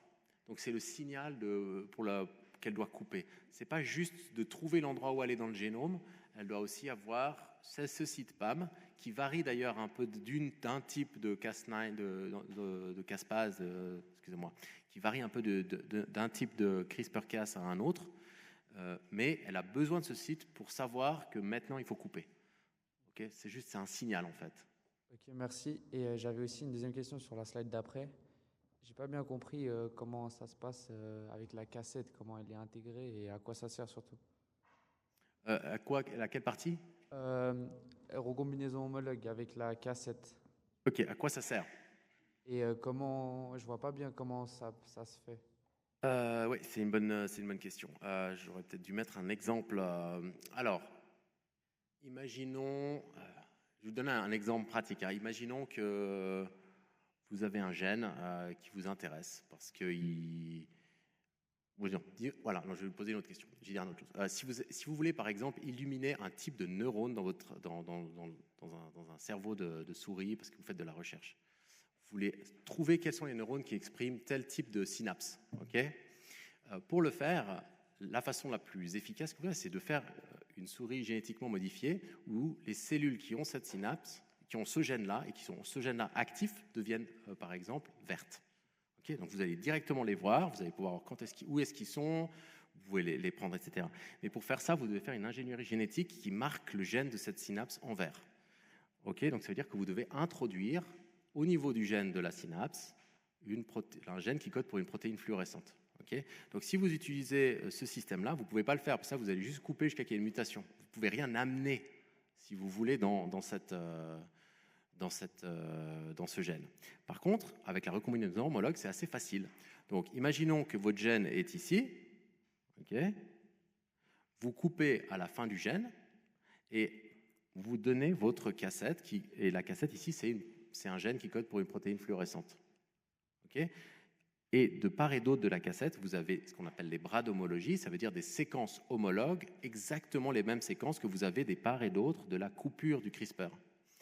Donc, quand le système de recombinaison homologue de la cellule va voir la coupure, il va aller chercher une séquence homologue. Normalement, il est censé prendre la chromatide à côté. Mais comme vous avez donné à la cellule cette séquence-là qui lui ressemble quand même beaucoup, il va être perdu, il va prendre cette cellule-là, il va prendre cette séquence-là, il va apparier le point de cassure avec votre matrice de réparation, ce que vous appelez votre ADN que vous avez donné à la cellule. Et il va réparer en utilisant ça comme modèle, et donc il va intégrer la cassette au point de cassure. Vous voyez ? Et maintenant, vous avez obtenu votre allèle, l'intégration de ce gène fluorescent au niveau de vos gènes de la synapse. Voilà. Ok, merci beaucoup. Dire. Moi, j'ai une question par rapport à la réparation, à la recombinaison homologue, excusez-moi. Ouais. J'ai pas très bien compris comment est-ce que le brin donc, qui est cassé entre en contact avec la copie, donc l'ADN, et aussi, est-ce que c'est les deux brins qui entrent en contact avec les deux autres ou c'est qu'un seul qui suffit? Alors là, vous allez au-delà du niveau attendu. Non, mais tout ça est contrôlé par des enzymes. Et je ne peux pas vous donner les noms. Bien entendu qu'une fois que c'est cassé, vous avez premièrement les exonucléases qui viennent, qui vont enlever les fragments 5', qui vont digérer l'extrémité 5'. Et une fois que vous avez cette extrémité ici qui est libre et qui est donc non appariée, typiquement, elle a on va dire, une propension à aller chercher une séquence homologue, parce qu'on a là plein de nucléotides qui ne sont pas appariés. D'accord ? Donc elle aura tendance à aller chercher une séquence homologue. Mais il faut effectivement que le système vienne, qui lui permette de scanner la chromatide homologue, qui permette d'ouvrir la chromatide homologue pour trouver une région spécifiquement qui est complémentaire et qui est la même. Donc tout ça, c'est réglé par une série d'enzymes qui font partie de la... Et je ne veux pas rentrer dans ce genre de détails-là parce que voilà, ça serait quand même très lourd. Mais c'est une bonne question. J'en parle juste pas pendant le cours. Mais juste les deux brins d'ADN rentreront... En l'occurrence, là, vous avez que un brin un des chromosomes qui rentre en contact avec un autre brin d'un chromosome. Et ce brin-là, en tout cas dans l'étape initiale, il est juste déplacé. Ok ? Vous voyez que quand on fait le crossing over, c'est différent. Dans le crossing over, cette étape-là, elle est un peu similaire, mais ensuite, le brin ici va être resynthétisé à partir du deuxième brin. Donc là, il y a vraiment apparemment un enchevêtrement entre les deux. Mais dans la recombinaison homologue, ce n'est pas le cas. Merci. Ok. Peut-être encore une question ici.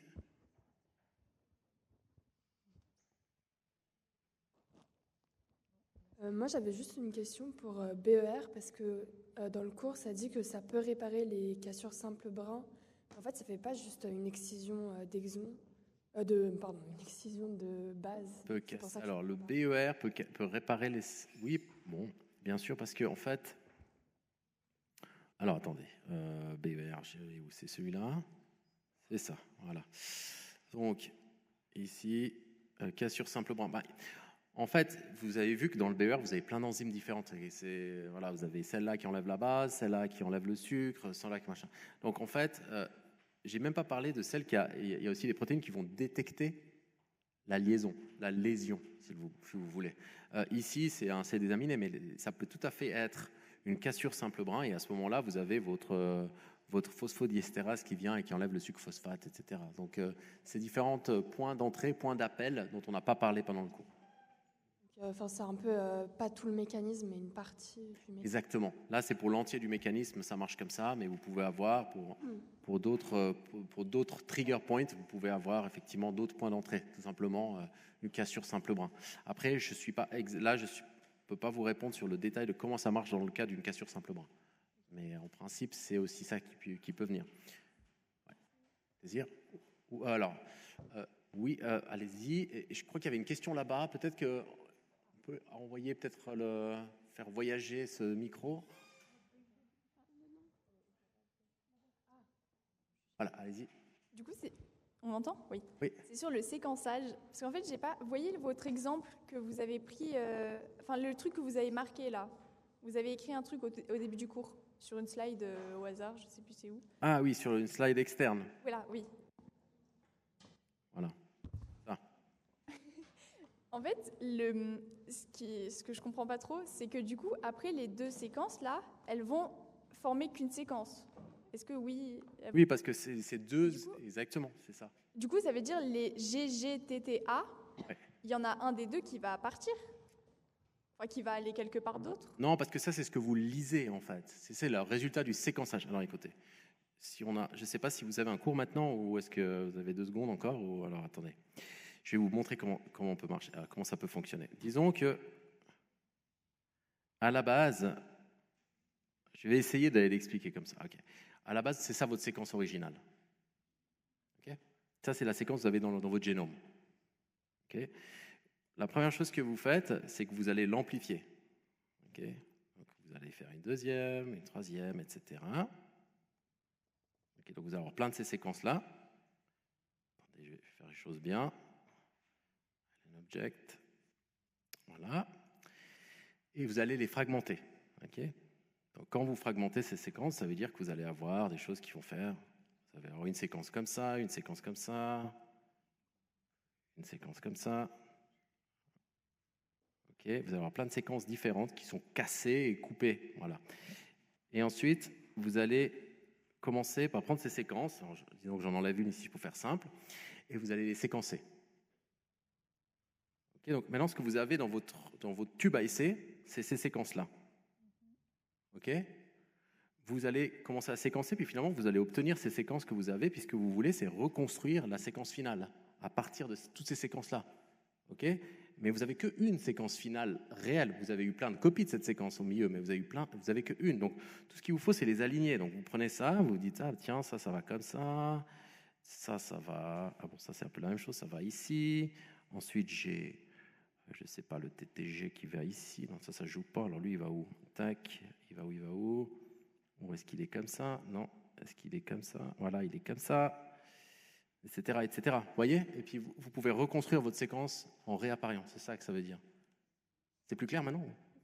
En fait, c'est pendant l'assemblage. En fait, je ne comprends pas comment, de tout ça, on peut passer à juste une seule séquence. Vous voyez ce que je veux dire ? Enfin... Oui, mais ça, c'est ce que vous allez obtenir. Alors, au début, vous partez avec une séquence que vous avez amplifiée et découpée, puis à la fin, c'est juste une information informatique que vous avez. Tout ce qu'il vous faut, c'est reconstruire la séquence informatiquement parlant. Du coup, le résultat, c'est plein de trucs comme ça. Le résultat, c'est plein de ça, puis après, vous faites la séquence consensus, en fait, qui est juste l'assemblage de toutes ces séquences, si vous voulez, ensemble, comme ça. Puis ça donne votre séquence finale. OK ? Et c'est comme ça que vous avez reconstruit votre séquence finale. Mais vous avez fragmenté, vous avez eu plein de fragments, puis au final, vous avez utilisé les petites régions pour reconstruire la séquence originale. Mais il y a vraiment une étape qui est vraiment une étape qui se passe dans l'ordinateur. Donc, c'est pas que vous avez des séquences différentes, vous n'avez pas perdu quelque chose, vous avez juste plein de séquences, puis vous allez reconstruire la séquence qu'il aurait fallu avoir si on l'avait coupée par plein d'endroits pour reproduire tous ces fragments.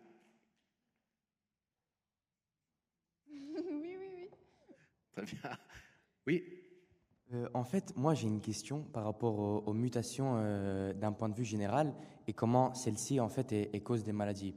Par exemple, si on a un adulte qui, dans une de ses cellules, a une mutation et que celle-ci vient à causer cette cellule à être défectueuse, est-ce que, du coup, cet adulte-là, il n'aura qu'une cellule avec une mutation qui ne va pas marcher ? Du coup, est-ce qu'il y a des moments où des cellules qui sont affectées à un certain moment de la vie qui vont... donner des résultats enfin, qui vont causer, être plus, qui vont, enfin, causer des maladies, ou est-ce que, par exemple, une mutation pourra causer une maladie si celle-ci est transmise sexuellement à une descendance, donc à un enfant, ou à quel moment, en fait, est-ce qu'une mutation cause une maladie à Vous parlez grande de échelle? la différence entre ce qu'on appelle des mutations somatiques et des mutations germinales, en fait.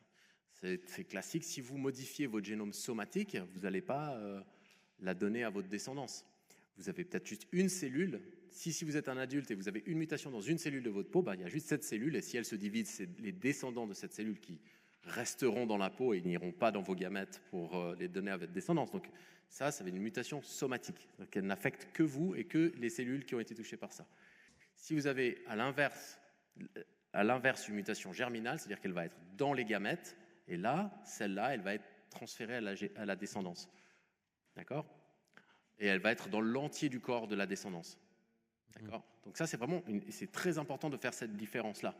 La version intermédiaire, c'est une mutation somatique dans le cours de l'embryogénèse. Si vous avez une mutation somatique qui se passe quand il n'y a que 2 cellules de votre embryon, la moitié des cellules descendantes seront modifiées et l'autre moitié pas. D'accord ? Et peut-être même des cellules germinales seront modifiées aussi. Et donc il y a vraiment cet aspect, les mutations somatiques, et la mutation vraiment germinale. Mais les deux, à la fin, se retrouvent dans les cellules. D'accord.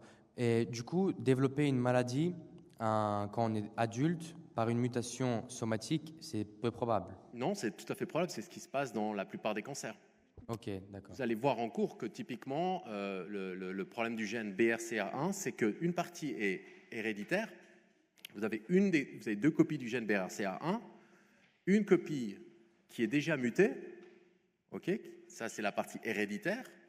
Et il y a ensuite le second hit, c'est-à-dire que dans une des cellules une des cellules somatiques, la deuxième copie, par hasard, est mutée.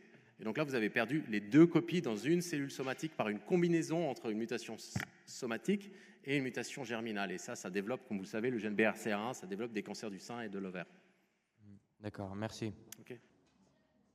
Je pense que là, on va arrêter. S'il y a encore des questions, je peux encore en prendre quelques-unes ici, mais je ne sais pas si l'auditoire doit être repris après ou on peut arrêter le cours maintenant. Merci.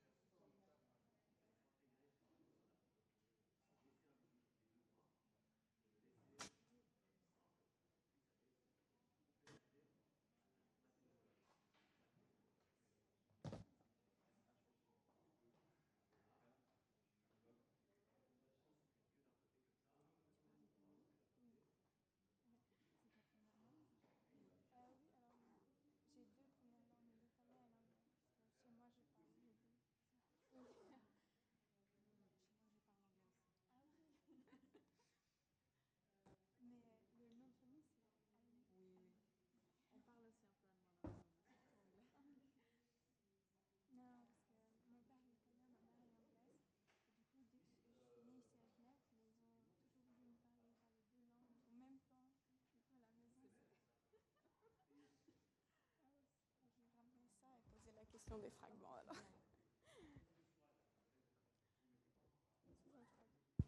Est-ce qu'il est